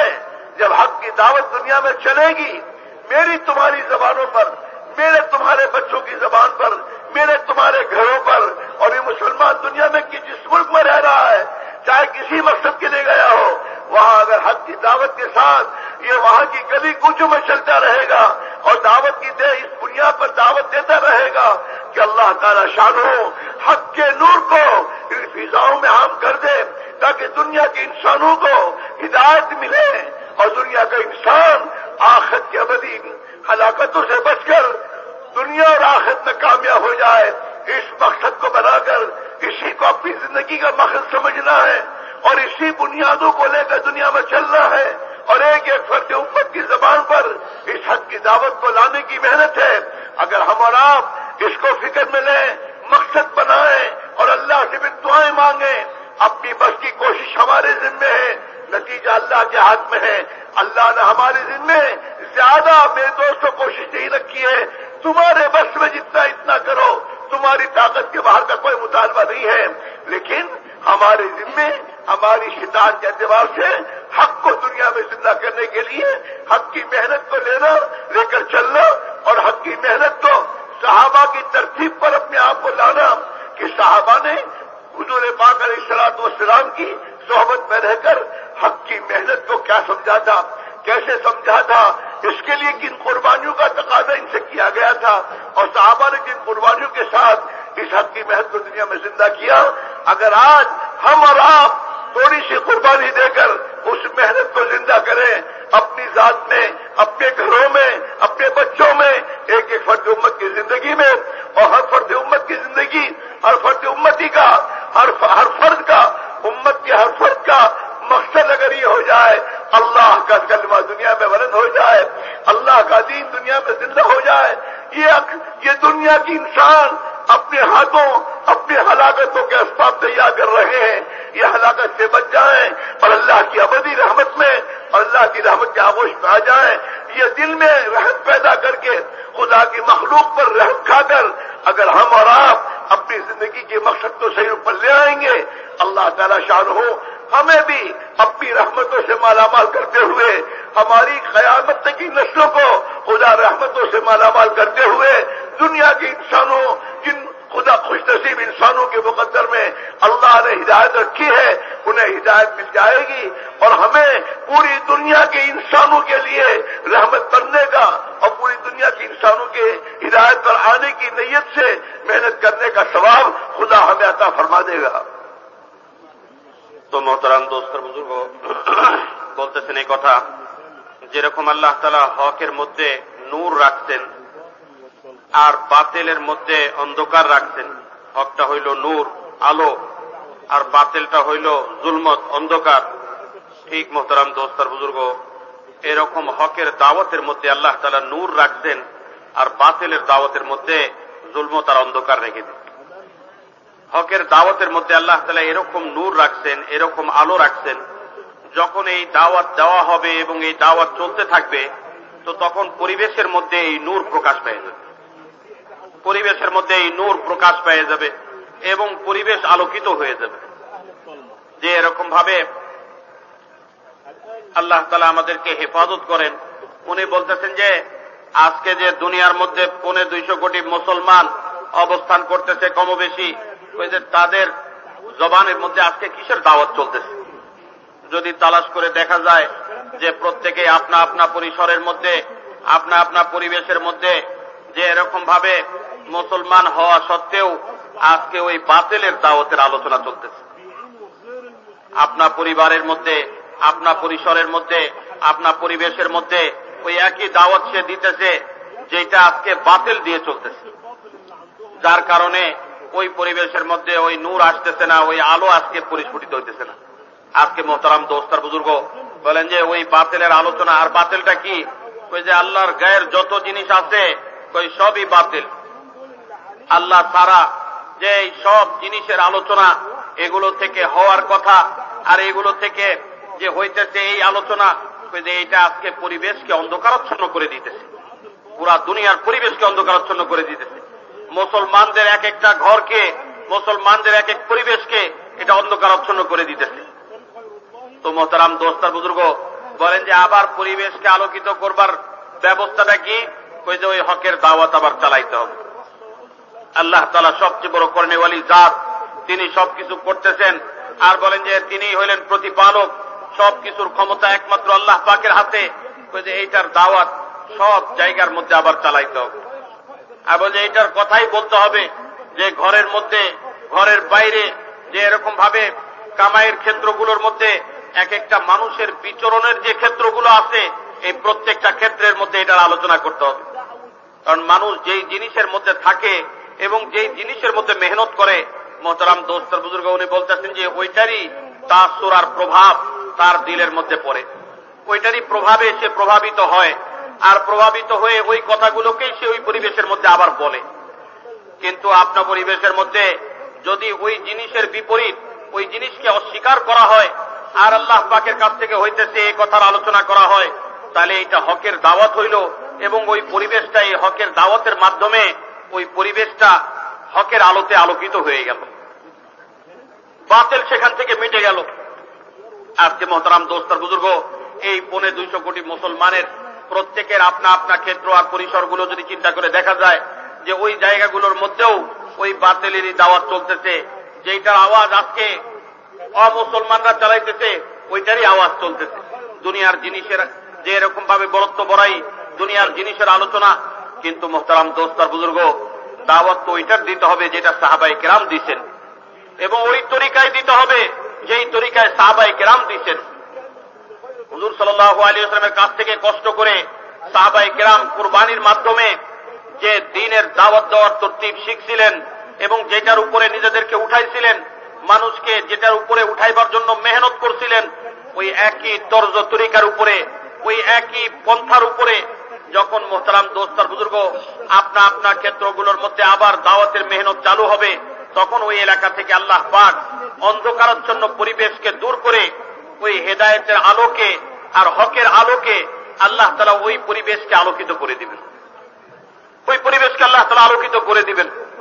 তো মোহতারাম দোস্তার বুজুর্গ পুরা দুনিয়ার মধ্যে থেকে এই বাতিলকে মিটাইবার জন্য এক তো পুরা দুনিয়ার মানুষের নিয়ত করতে হবে, এবং এর জন্য যে পন্থায় সাহাবায়ে কেরাম কুরবানি করছেন ওই পন্থায় নিজেকে কুরবানি দেওয়ার জন্য তৈরি করতে হবে এবং এটাকে নিজের জিন্দেগির উদ্দেশ্য বানায় মেহনত করতে হবে। তো বলেন যে এরকম ভাবে নিজের মহল্লা, নিজের এলাকা, আর বলেন যে এরকম ভাবে যে নিজের দেশ, পুরা দুনিয়ার কোনায় কোনায় যে এরকম ভাবে ওই একই উদ্দেশ্যকে সামনে নিয়ে নিজের জিন্দেগির এই উদ্দেশ্য বানায়, ওই উদ্দেশ্যকে সামনে নিয়ে ফিরতে হবে। দুনিয়ার কোনায় কোনায় যখন সে ফিরবে এবং আল্লাহর গায়ের থেকে হয় না, যেটা বাতিলের আলোচনা সব জায়গার মধ্যে চলতেছে, ওই যে আলোচনার দ্বারা আজকে পরিবেশ অন্ধকারাচ্ছন্ন হয়ে গেছে, বাতিলের এই অন্ধকারাচ্ছন্ন পরিবেশকে দূর করে হকের ওই আলোকে জ্বালাইবার জন্য মোহতারাম দোস্তার বুজুর্গ হকের দাওয়াত নিয়ে ফিরতে হবে। যে এরকম ভাবে ঘরে ঘরে, আর বলেন যে এরকম ভাবে এলাকায় এলাকায়, গলিতে গলিতে, সব পরিসরের মধ্যে যখন মোহতারাম দোস্তার বুজুর্গ এই দাওয়াতটা চলবে, তখন মোহতারাম দোস্তার বুজুর্গ আল্লাহ তাআলা একদিকে যেরকম জিন্দেগিকেও আলোকিত করে দিবেন, আর একদিকে এরকম পরিবেশকেও আলোকিত করে দিবেন। হকের দ্বারা ওই পরিবেশ আলোকিত হয়ে যাবে। আর এই কোরবানিটার দৃষ্টান্ত মোহতারাম দোস্তার বুজুর্গ সাহাবায়ে কেরামের জিন্দেগি থেকে নিতে হবে। হুজুর সাল্লাল্লাহু আলাইহি ওয়াসাল্লামের সাহাবায়ে কেরাম যিনারা ছিলেন, ওনারা হুজুরের কাছ থেকে যে দাওয়াত শিখছিলেন, যে দাওয়াত শিখার পরে হুজুরের সোহবত থেকে যে দাওয়াত ওনারা শিখছিলেন, এটা শিখার পরে নিজের ঘরের মধ্যে বসে থাকেননি, আর নিজের এলাকার মধ্যেই শুধু জীবন যাপন করে জীবন কাটায় দেননি, বলকে মোহতারাম দোস্তার বুজুর্গ দুনিয়ার কোনায় কোনায় গেছেন, আর মানুষকে আল্লাহ পাকের সাথে জোড়াইবার জন্য, আল্লাহর হুকুমের সাথে জোড়াইবার জন্য যে মেহনত করছেন, ওই একই মেহনত আবার পুরা দুনিয়াতে জিন্দা করবার জন্য মোহতারাম দোস্তার বুজুর্গ দাওয়াত দেওয়া হইতেছে। এই জন্য পুরা দুনিয়ার যত মুসলমান আছে, সমস্ত মুসলমান যদি এই মেহনত নিয়ে আবার ফিরে, তো হক জিন্দগির মধ্যে আসবে, হেদায়েতের উপরে চলা তখন সহজ হবে। मेरे भाइयों, अल्लाह जल जलालुहु व अमन वालहु ने अपने प्यारे नबी अलैहिस्सलाम को ईमान की दावत देकर और दीन की दावत देकर भेजा, और पूरी दुनिया के इंसान और पूरी बशरियत के लिए और क़यामत तक के आने वाले इंसानों के लिए अल्लाह ने आपको नबी बनाकर भेजा है। दुनिया का हर इंसान अल्लाह के नबी की उम्मत में है। मुसलमान कोई कौम नहीं है, मुसलमान किसी कौम का नाम नहीं है, मुसलमान तो एक उम्मत है, और ये उम्मत तमाम दुनिया के इंसान अल्लाह के प्यारे नबी की उम्मत में है।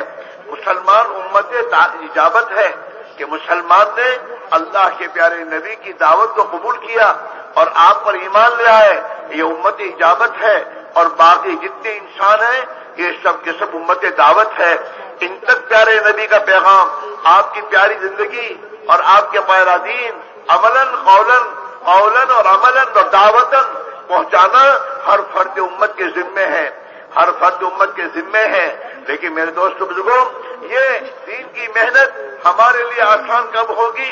जैसे साहबा ने इस दीन की मेहनत को करते हुए ईमान सीखा, और ईमान सीखने के बाद अल्लाह ने अपने प्यारे नबी अलैहिस्सलातु वस्सलाम को मेरे दोस्तों आसमानों पे बुलाया, मेराज में बुलाया, और मेराज में बुलाकर अल्लाह के प्यारे नबी को नमाज अता फरमाई। उस नमाज को लेकर आप प्यारे आप सल्लल्लाहु अलैहि वसल्लम मेराज से लेकर तशरीफ लाए, और साहबा से जो एक बात कही कि अल्लाह ने अब 5 वक्त की नमाज तुम पर फर्ज की है, और 5 वक्त की नमाज के जरिए अपने मसाइल को हल करने का तुम्हें खुदा ने एक अमल दिया है।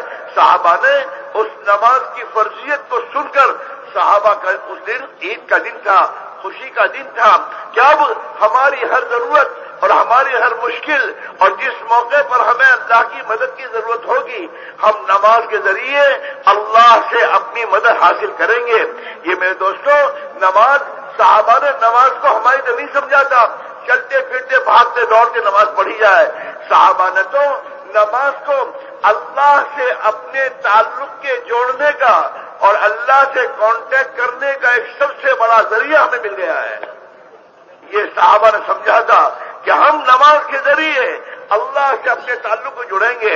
अल्लाह के नबी ने इस बात को फरमाया है, अस्सलातु सिलतुन बैनल अब्दि व रब्बी, नमाज अल्लाह और उसके बंदे के दरमियान में एक कांटेक्ट है, सिला है, ताल्लुक जोड़ने का एक रास्ता है।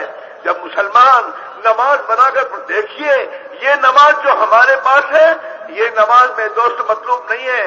नमाज वो मतलूब अल्लाह के यहाँ जो नमाज अल्लाह के नबी ने पढ़कर उम्मत को दिखाया है, और अल्लाह के नबी ने उम्मत को इसका हुक्म दिया है, सल्लो कमा रायतुमूनी उसल्ली, ऐसे नमाज पढ़ो जैसे मुझे देखकर तुम देख रहे हो, ऐसी नमाज पढ़ो।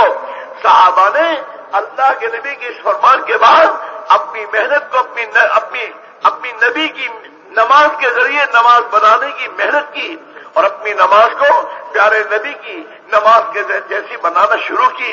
उस नमाज में नबी का तरीका, उस नमाज में अल्लाह का ध्यान, उस नमाज में इखलास, अल्लाह की रजा का जज्बा, उस नमाज में ये यकीन, इस नमाज से हमारा मसला हल होगा, इस यकीन के साथ उस नमाज को पढ़ा और उस नमाज के जरिए अपनी मसाइल हल करवाए। তো মোহতারাম দোস্ত বুজুর্গ বলেন যে এরকম ভাবে সাহাবায়ে কেরাম এই দাওয়াত শিখছিলেন হুজুর সাল্লাল্লাহু আলাইহি ওয়াসাল্লামের কাছ থেকে। আর বলেন যে এরকম ভাবে এই দাওয়াতের মেহনতকে নিয়ে ওনারা দুনিয়ার কোনায় কোনায় ফিরছেন, মানুষের দুয়ারে দুয়ারে গেছেন। আর ভাই এখন একটু তশরিফ রাখেন, আর তাকাজাকে দাবায় অল্প সময় একটু মেহেরবানি করে তশরিফ রাখেন। তো ইনশাআল্লাহ যে বয়ান এখনই শেষ হয়ে যাবে, আর বয়ান শেষ হয়ে গেলে যে তাকাজা রাখা হবে এটাকে পুরা করবার জন্য আমরা ফিকির করি। দু একজন যে দাঁড়াইছেন একটু মেহেরবানি করে তশরিফ রাখেন। তো মোহতারাম দোস্ত আর বুজুর্গ বলেন যে সাহাবীরা হুজুর সাল্লাল্লাহু আলাইহি ওয়াসাল্লামের কাছ থেকে এই মেহনতকে শিখার পরে বলেন যে এই মেহনত নিয়ে দুনিয়ার কোনায় কোনায় ফিরছেন, আর মানুষকে আল্লাহ পাকের সাথে জোড়াইবার জন্য এক মেহনত করছেন। তো বলেন যে যখন নাকি এই মেহনতটা করছেন, তো এটার দ্বারা একদিকে যেরকম মানুষের বিশ্বাসের মধ্যে পরিবর্তন আসছে, তাদের জিন্দেগির মধ্যেও পরিবর্তন আসছে, আর বলেন যে একটা পরিবেশের মধ্যে একটা পরিবর্তন আসছে।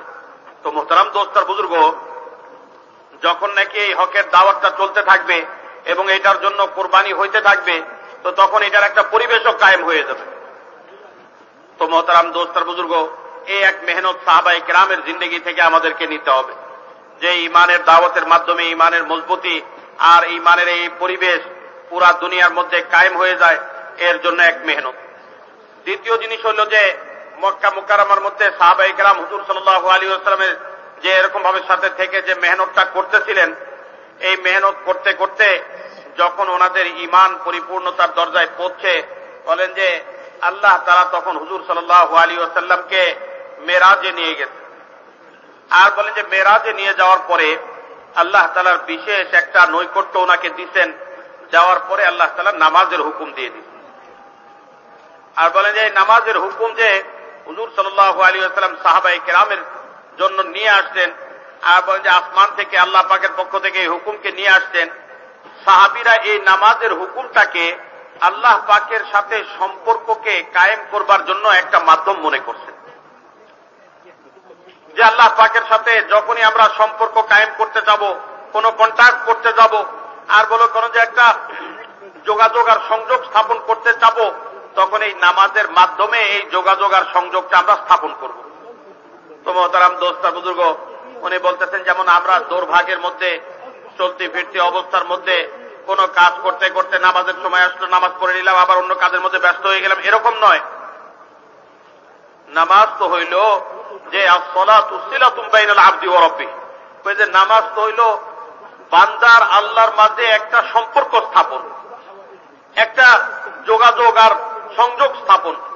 উনি বলেন যে সাহাবায়ে কেরাম এরকম সংযোগটা আল্লাহ পাকের সাথে ঘটাইতেন এই নামাজের জরিয়াতে, আর সেই আল্লাহ পাকের থেকে নিতেন এই নামাজের মাধ্যমে।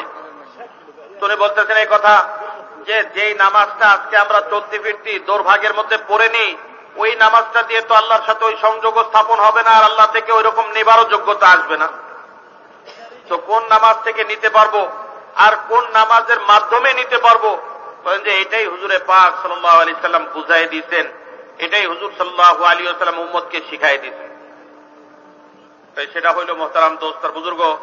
তো উনি বলতেছেন যে আল্লাহ রাসূল ফরমাইছেন যে সল্লু কামা রাআইতুমুনি উসাল্লি, আমাকে যেরকম নামাজ পড়তে দেখো এরকম নামাজ পড়ো।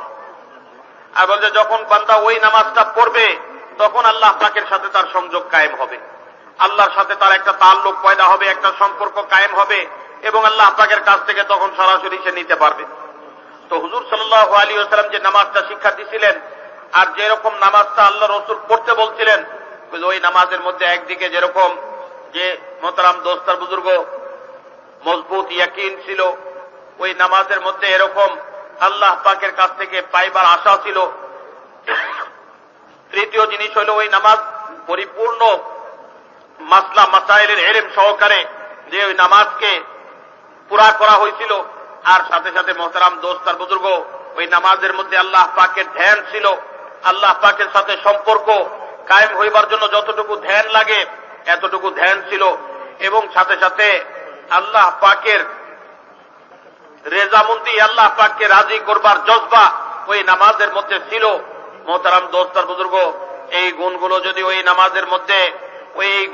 ওই নামাজের মধ্যে পয়দা হয় তো মোহতারাম দোস্তার বুজুর্গ, আল্লাহ তাআলার সাথে সম্পর্ক কায়েম হইবার জন্য তখন এই নামাজটাই মাধ্যম হয়ে যাবে। আর আল্লাহ পাকের সাথে সম্পর্ক কায়েম হইবার পরে আল্লাহ পাকের খাজানা থেকে নিবার জন্য এই নামাজটা তখন মাধ্যম হয়ে যাবে। এই জন্য ভাইয়ের দোস্ত, মেহনত করা, চেষ্টা করা, কোশিশ করা, আর এরকম আল্লাহ পাকের কাছে দোয়ার কান্নাকাটি করা, মেহনত তো আমাদের সাধ্যমতো আমরা করব, বাকি এই ফলাফলটুকু আল্লাহ পাকের পক্ষ থেকে নির্ধারিত হবে যে আল্লাহ তাআলা আমাদের এই আমলের উপরে, আমাদের এই মেহনতের উপরে আল্লাহর খাজানা থেকে তখন আমাদেরকে দিবেন। मेरे अजीज मेरे भाइयों, अल्लाह ताला शानों ने कुरान और हदीस में जितने वादे किए अपने बंदों की जिंदगियों के बनाने के, जिन चीजों पर वो अमाल हैं, अमाल पर जिंदगी बनाने के वादे कुरान और हदीस में आपको मिलेंगे। चीजों और डिग्रियों पर जिंदगी बनने के मेरे दोस्त वादे नहीं मिलेंगे। हमने यकीनी रास्ता छोड़ा है और हम जन्नी रास्तों पर चल रहे हैं। हम ये समझते हैं अपने बच्चों को डॉक्टर बना देंगे, इंजीनियर बना देंगे, दुनिया की डिग्रियां हासिल करवा देंगे, उनकी जिंदगी बन जाएगी। कभी नहीं बनेगी। इस पर खुदा का वादा नहीं है। खुदा का वादा तकवे पर है, खुदा का वादा तवक्कुल पर है, खुदा का वादा आमाल सालिहा पर है।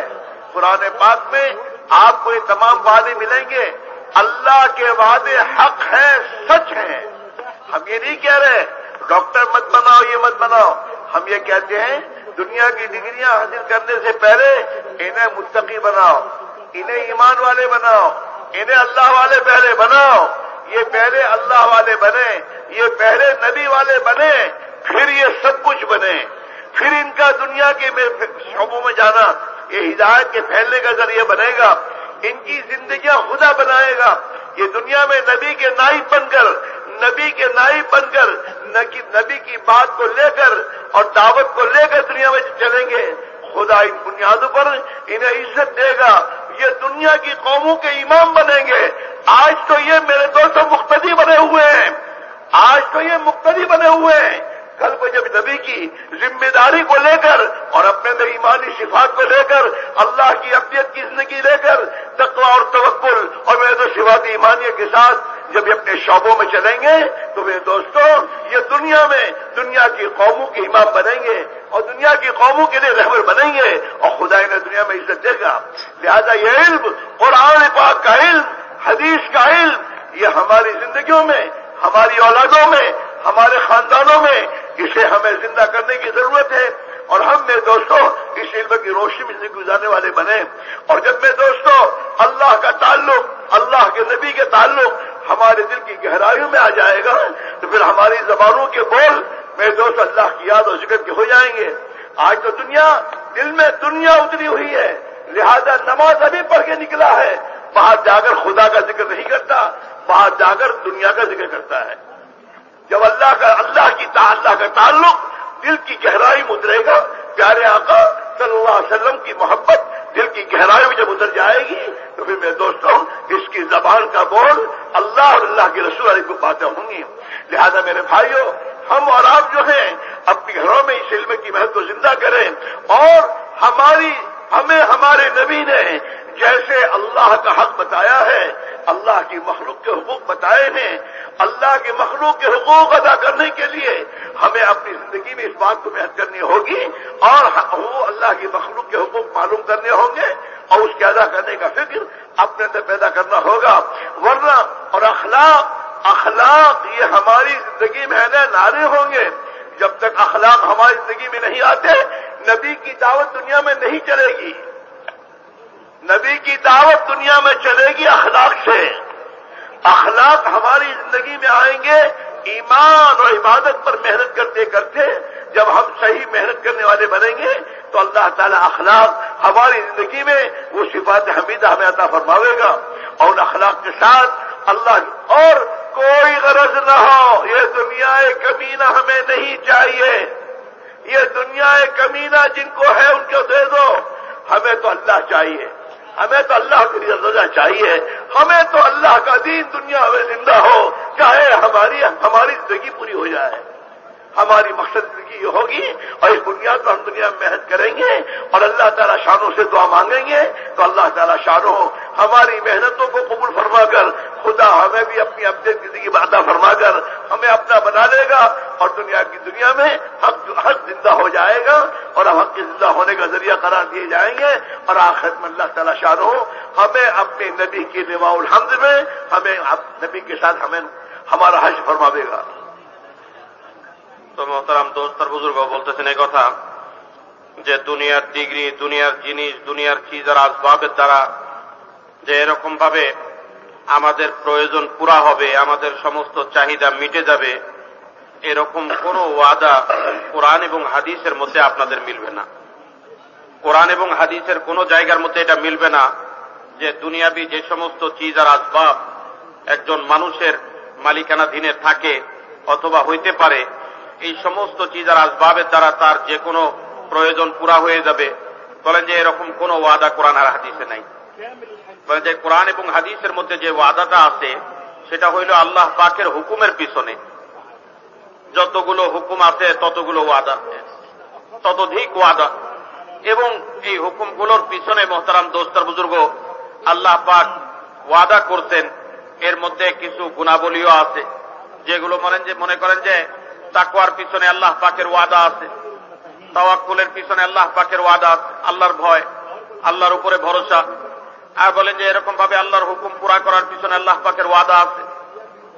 আর বলেন যে এরকম ভাবে যখন একজন মানুষ আল্লাহ পাকের হুকুমকে পুরা করবে তো আল্লাহ পাকের পক্ষ থেকে তার ওয়াদাও তার জিন্দেগির মধ্যে পুরা হবে। কিন্তু মোহতারাম দোস্ত আর বুজুর্গ, দুনিয়াতে আজকে যে মাল আসবাব এবং দুনিয়াতে আজকে যে ডিগ্রি আর নৌকরি দেখতেছি, বলেন যে এগুলার কোনোটার পিছনে আল্লাহ পাকের ওয়াদা নেই। আসমানি এলেম তো আমাদেরকে এটাই শিক্ষা দিতেছে যে আল্লাহর হুকুমের পিছনে ওয়াদা, আর আল্লাহ পাক যেটা চান বান্দার কাছ থেকে যে ওইটা যখন বান্দা পুরা করে তখন আল্লাহ পাকের ওয়াদা পুরা হয়। বাকি যেগুলো আল্লাহ তাআলা দুনিয়াতে পয়দা করছেন এগুলো তো আমাদের পরীক্ষার জন্য, আর এগুলো আমাদের যে এরকম ভাবে এগুলোর মাধ্যমে আমাদের জিন্দেগির মধ্যে আল্লাহ পাকের ওয়াদাকে পুরা করাইবার জন্য নয়, বলকে এগুলোর দ্বারা আল্লাহ তাআলা আমাদেরকে পরীক্ষা করতেছেন। উনি বলছেন যে এরকম ভাবে এই জন্যই ছেলেকে ডাক্তার বানানো, ইঞ্জিনিয়ার বানানো, বলেন যে এগুলোর মাধ্যমে জিন্দেগি বনবে। আর বলেন যে মাল কামাই এটার মাধ্যমে জিন্দেগি বনবে, দুনিয়ার চিজ আর আসবাব এটার মাধ্যমে জিন্দেগি বনবে, ওই যে এরকম কোন ওয়াদা নেই। উনি বলেন যে কিসের মাধ্যমে জিন্দেগি বনবে, ওই যে আল্লাহ পাকের ওয়াদা পুরা হইলে জিন্দেগি বনবে।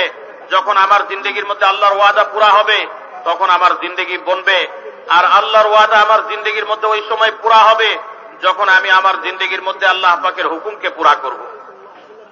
আল্লাহ পাক যে সমস্ত গুণাবলী পছন্দ করেন এগুলোকে জিন্দা করব। এই জন্য বলেন যে উনি বলতেছেন যে ছেলেকে ডাক্তার বানানো আর ইঞ্জিনিয়ার বানানোর ব্যাপারে আমি মানা করতেছি না। ওই যে ডাক্তার বানানো, ইঞ্জিনিয়ার বানানো আর দুনিয়ার শিক্ষায় শিক্ষিত করা, দুনিয়ার সম্পদে সম্পদশালী করা, ওই যে এগুলোতে মানা করতেছি না বা কোনো অসুবিধা নাই। ওই যে আগে তো ডাক্তার বানাইবার আগে তাকে তাকওয়াওয়ালা বানাই দিই, ইমানওয়ালা বানাই দিই, আর আল্লাহওয়ালা বানাই দিই, নবীর ইত্তেবা করনেওয়ালা বানাই দিই, আর তাওয়াক্কুল করনেওয়ালা বানাই দিই, তো আল্লাহ পাক তার জিন্দেগি বানাই দিবেন। আর বলেন যে এরপরে ডাক্তার বানান তো কোনো অসুবিধা নাই। আর বলেন যে এরপরে দুনিয়ার কোন শিক্ষায় তাকে শিক্ষিত করেন, কোনো অসুবিধা নাই, যেহেতু এর মধ্যে সে আল্লাহর হুকুমকে নষ্ট করবে না, নবীর তরিকাকে নষ্ট করবে না। এর জন্য ওই যে সে তাকওয়াওয়ালা বনছে, আল্লাহওয়ালা বনছে, তো আল্লাহ পাকের ওয়াদা তার জিন্দেগির মধ্যে পুরা হওয়া শুরু হয়ে গেছে। তো মোহতারাম দোস্তার বুজুর্গ বলেন যে আসমানি এলেম তো আমাদেরকে এটাই শিখাইতেছে যে আল্লাহ পাক যা কিছু ওয়াদা করছেন এই ওয়াদার বিশ্বাস আমাদের দিলের মধ্যে পয়দা হয়ে যায়। আর সাথে সাথে মোহতারাম দোস্তার বুজুর্গ যে এরকম ভাবে আল্লাহ পাক যে সমস্ত গুণাবলীর পিছনে ওয়াদা করছেন ওই গুণাবলীগুলো, ওই সিফাতগুলো আমাদের জিন্দেগির মধ্যে জিন্দা হয়ে যায়। আর এগুলোকেই জিন্দেগির মধ্যে আনবার জন্য মেহনত যেটা আছে ওই মেহনতটা আমরা পুরা করা শুরু করে দিই। এই জন্য জিন্দেগির কোন ক্ষেত্রের মধ্যে আল্লাহ পাকের কি হুকুম আছে আর আল্লাহ পাক কি গুণের সাথে চলতে বলছেন এগুলোকে তালাশ করা, জিন্দেগির মধ্যে এটাকে পুরা করবার জন্য চেষ্টা করা। তো আল্লাহ পাকের ওয়াদা পুরা হবে জিন্দেগির মধ্যে আর আল্লাহ পাকের পক্ষ থেকে কামিয়াবি আসবে জিন্দেগির মধ্যে। আজকে তো মোহতারাম দোস্ত আর বুজুর্গ, আমরা দুনিয়াতে বিচরণ করতেছি, দ্বীনি মাহৌলকে দ্বীনি পরিবেশকে অল্প সময়ের জন্য ছাড়ার পরে ওই যে পরিবেশের মধ্যে যাই, ওই পরিবেশের দ্বারা আমরা প্রভাবিত হয়ে যাই, ওই পরিবেশের আলোচনা তখন আমাদের জবানের মধ্যে চলে আসে। মিসাল স্বরূপ উনি বলতেছেন যে এক ব্যক্তি মসজিদ থেকে যে বাইরে পা রাখছে, মসজিদ থেকে কেবল বাইরে বের হইছে, আর বলেন যে বের হওয়ার পরেই দুনিয়ার আলোচনা শুরু করে দিচ্ছে, অথচ এতক্ষণ পর্যন্ত সে আল্লাহ পাকের হুকুমকে পুরা করার মধ্যে, আল্লাহ পাকের ধ্যানের মধ্যে সে ছিল। যখনই এই নামাজ থেকে সে ফারিগ হয়ে মসজিদ থেকে বাইরে গেছে, তো দুনিয়ার আলোচনা এবং দুনিয়ার ধ্যান আর ফিকির তার মধ্যে পয়দা হয়ে গেছে।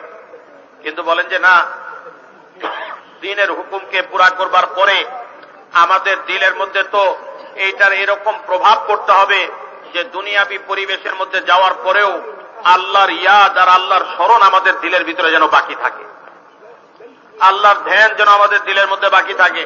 এই জন্য উনি বলেন যে মসজিদ থেকে বাইর হয়েছে, নামাজ পড়ার পরে এখন দোকানে গেছে, পরিবারের কাছে গেছে, অফিসে গেছে, সেখানেও আল্লাহ পাকের ধ্যানের সাথে এবং আল্লাহ পাকের ইয়াদের সাথে তার সময় কাটতেছে, আর আল্লাহ পাককে স্মরণ করে সে চলতেছে। যে এই যে একদিকে যেরকম আসমানের এলেমের রোশনীতে তার জিন্দগি কাপ যাপন হইতেছে, আর আল্লাহ পাকের পক্ষ থেকে পাঠানো ওই এলেমের ভিত্তিতে তার জিন্দগি চলতেছে, আল্লাহর হুকুম জিন্দগিতে পুরা হইতেছে, এবং এই হুকুম পুরা হওয়ার পরে আল্লাহ পাকের পক্ষ থেকে যে ওয়াদা নাজিল হবে, এই ওয়াদাটা তার জিন্দগির মধ্যে পুরা হবে, এটার বিশ্বাস তার দিলের মধ্যে আছে। সাথে সাথে আল্লাহ পাকের ধ্যানের সাথে, আল্লাহ পাকের ভয়ের সাথে তার জিন্দগি দুনিয়ার বিভিন্ন ক্ষেত্রের মধ্যে যাপিত হইতেছে। এরপরে মোহতারাম দোস্ত আর বুজুর্গ, যে সে যে আল্লাহর হুকুমের উপরে চলে আর আল্লাহর ধ্যানের সাথে চলে, এতটুকুই নয়, অন্য যত মানুষের হক আর পাওনা তার জিন্দগির সাথে সম্পর্ক যুক্ত, এই পাওনাগুলোকে আদায় করবার জন্যও সে ফিকির করে। বলেন যে এরকম ভাবে এই দুনিয়ার মধ্যে যত ধরনের পাওনা, যত ধরনের মানুষের পক্ষ থেকে আমার সাথে সম্পর্ক যুক্ত, এই সব পাওনাগুলো সে পরিশোধ করবার চেষ্টা করে। যে হকের সম্পর্ক, যে এই সম্পর্কটাকে, এই হকটাকে আদায় করবার জন্য সে ফিকির করে। আর বলে যে যখন নাকি একজন মানুষ ইমানের মেহনত করবে, আর বলে যে সাথে সাথে আল্লাহ পাকের হুকুমকে পুরা করবে, আর আল্লাহ পাকের ভয় আর ধ্যান তার দিলের মধ্যে থাকবে, তো এই মানুষ কখনো একজন মানুষের হক নষ্ট করতে পারে না, কখনো একজন মানুষের হক নষ্ট করতে পারে না। প্রত্যেকের পাওনা তখন সে পরিশোধ করে দিবে, প্রত্যেকের পাওনা তখন সে আদায় করে দিবে। মোহতারাম দোস্ত আর বুজুর্গ, বলতেছেন এই কথা যে মানুষের যে হক আদায় করবার যে যোগ্যতা, যেটা আখলাক বলে, একরাম বলে, অন্য মানুষের যে পাওনাকে পরিশোধ করবার জজবা, যে এই জজবাটুকু যদি দাওয়াতের ময়দানেও না থাকে, তাহলে এই দাওয়াতটাও চলবে না। ওই আখলাক তো এই দাওয়াতের ময়দানের মধ্যেও লাগবে, যে ওই আখলাক যখন এই দাওয়াতের ময়দানের মধ্যে পাওয়া যাবে, তখন এই দাওয়াতটা মানুষের ময়দানের মধ্যে চলবে, মানুষ তখন এই দাওয়াতটাকে গ্রহণ করতে তৈয়ার হয়ে যাবে। মোহতারাম দোস্ত আর বুজুর্গ, বলেন যে মানুষের হক আদায় করবার সাথে সাথে মোহতারাম দোস্ত আর বুজুর্গ, আমাদেরকে যেটা চিন্তা করতে হবে সেটা হলো যে মানুষের হক শুধু দুনিয়াবি লাইনে নয়, এই দ্বীনি লাইনের পাওনাও তাদের কাছে পৌঁছায় দেওয়া। বলেন যে এক তো মুসলমানদের মধ্যে থেকে কিছু অংশ তো দ্বীনের উপরে চলতেছে, আর বাকি যারা এখনো আসেনি দ্বীনের মধ্যে, তাদেরকেও আনবার জন্য যে দাওয়াতের মেহনতটা আমরা করব, এটাও ওই উঁচা আখলাকের সাথে করতে হবে, উঁচা ব্যবহারকে সামনে রেখে করতে হবে। বলেন যে যখন এই ব্যবহারকে সামনে রেখে আমাদের মেহনত হবে, তো তখন এর মাধ্যমে আল্লাহ তাআলা মানুষের জন্য হেদায়েতের দরজাকে উন্মুক্ত করে দিবেন। আজকে তো মোহতারাম দোস্ত আর বুজুর্গ, আমরা মুসলমান হওয়া সত্ত্বেও মুক্তাদি বনে আমাদের জিন্দগি যাপন হইতেছে। ওই ইহুদ আর নাসারা যে এরকম ভাবে যারা আজকে খোদায়ে পাকের দুশমন, তাদের অনুসরণ করে জিন্দগি যাপন হচ্ছে।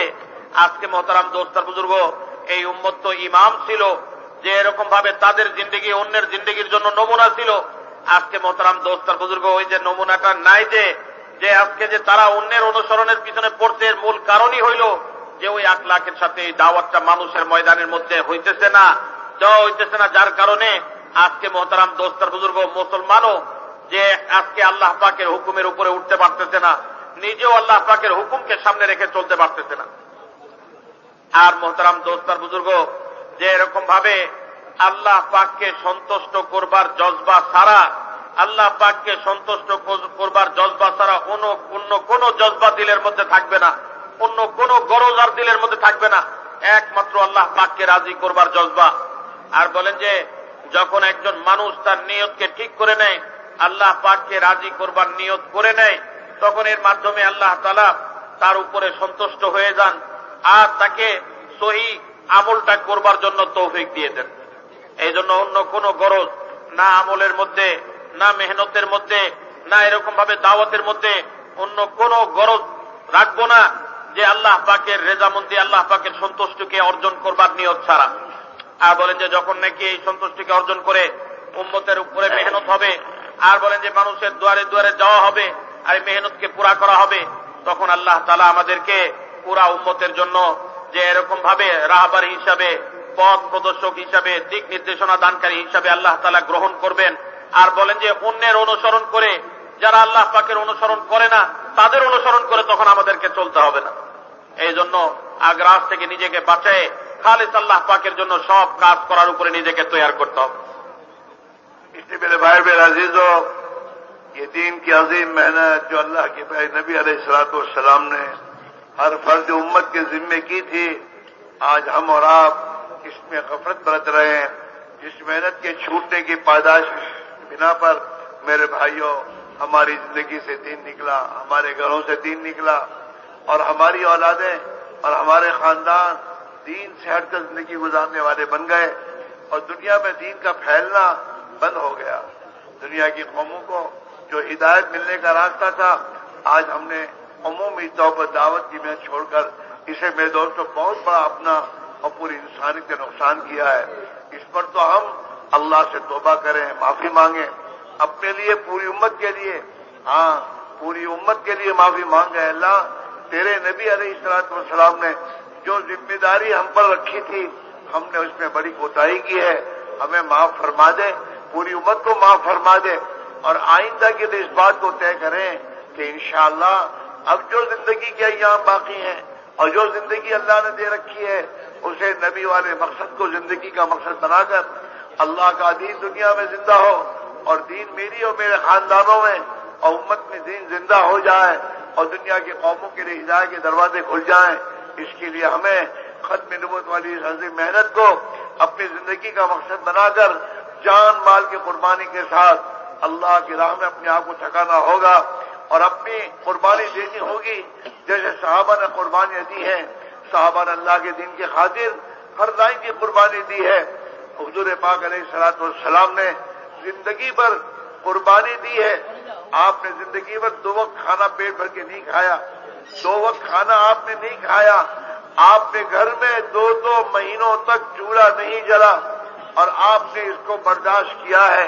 और सहाबा ने अपने पेट पर पत्थर बांधे हैं, सहाबा ने फाके बर्दाश्त किए हैं, अल्लाह की राह में तकलीफें उठाई हैं, इसलिए कि अल्लाह की राह की तकलीफें अल्लाह के यहाँ बड़ी बड़ी महबूब हैं। अल्लाह रब्बुल इज्जत ने अपने रास्ते की मेहनत करने वालों के लिए बड़ी बड़ी बशारत सुनाई है और बड़ी बड़ी खुशखबरियां दी हैं। अगर हम और आप इस राह में निकलेंगे और अल्लाह की राह में निकलकर मेहनत करेंगे, कुर्बानी देंगे, सबसे पहली बात तो यह है अल्लाह की मदद के हम मुस्तहिक बन जाएंगे।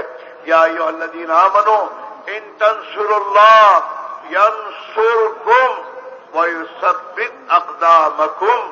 ओ ईमान वालो, अगर अल्लाह के दीन की मदद तुम करोगे, अल्लाह तुम्हारी मदद करेगा और अल्लाह हालात के मुकाबले में तुम्हारे कदमों को हक पर और अपने हुक्मों पर जमा देगा। लिहाजा मेरे दोस्तों, हक पर जमने का रास्ता अल्लाह की मदद का रास्ता, अल्लाह के रास्ते की मेहनत है, अल्लाह के दीन का मददगार बनना है। और अल्लाह ने अपने हर बंदे से इसका मुतालबा किया है। या अय्युहल्लज़ीना आमनू कूनू अंसारल्लाह, ओ ईमान वालो, अल्लाह के दीन के मददगार बन जाओ। अगर हमने दीन की मदद की बुनियाद पर दीन दुनिया में जिंदा हो, दीन को पानी पहुंचाना है, नुसरत के माने पानी पहुंचाना है। जैसे खेती को पानी पहुंचाने से खेती हरियाली हो जाती है, उसमें फल आते हैं, नतीजा आता है, ایسے جب ہم اور آپ اپنی جان اور مال کو لے کر اللہ کے راستے کی نکل کر اللہ کے دین کی مدد کریں گے، اللہ کے دین کو پانی پہنچائیں گے، اللہ دین کو دنیا میں زندہ کرے گا اور ہمیں ذریعہ و بہانے کے طور پر قبول فرما دے گا، اور آخرت میں ہمیں میدور اپنی رحمت کے آغوش جگہ عطا فرما دے گا۔ لہذا سب کے سب یہ طے کرو، 2 رکعت ساتھ توبہ پڑھنی ہے، اپنے لیے معافی مانگنی ہے، پوری امت سے اس کے لیے معافی مانگنی ہے، پوری امت کو توبہ کرانی ہے اپنے اس قصور پر، اور میرے دوستو ہر فرد امت کو اللہ کے دین کی محنت میں لگانے کے لیے محنت کرنی ہے، اور ابھی یہیں سے نقد اللہ کی راہ میں 4 مہینے نیت کر کے اللہ کی مدد پر یقین کرتے ہوئے اگر ہم قدم اٹھائیں گے، اللہ اپنی مدد کا ہاتھ بڑھا کر ہماری مدد کرے گا اور اللہ ہم سے دین کا کام لے گا۔ لہذا سب بھائی اسی طرح آرام سے بیٹھے رہیں، اور تشکیل کے وقت میں دوستو اللہ نے دل میں بات رکھی، اپنے آپ کھڑے ہو کے پیش کرتے رہیں۔ تشکیل کے موقع پر کھڑے ہو کے انتشار نہیں کرنا چاہیے، بیٹھے رہنا چاہیے، اللہ کی طرف متوجہ ہونا چاہیے کہ اللہ دین کا تقاضا میرے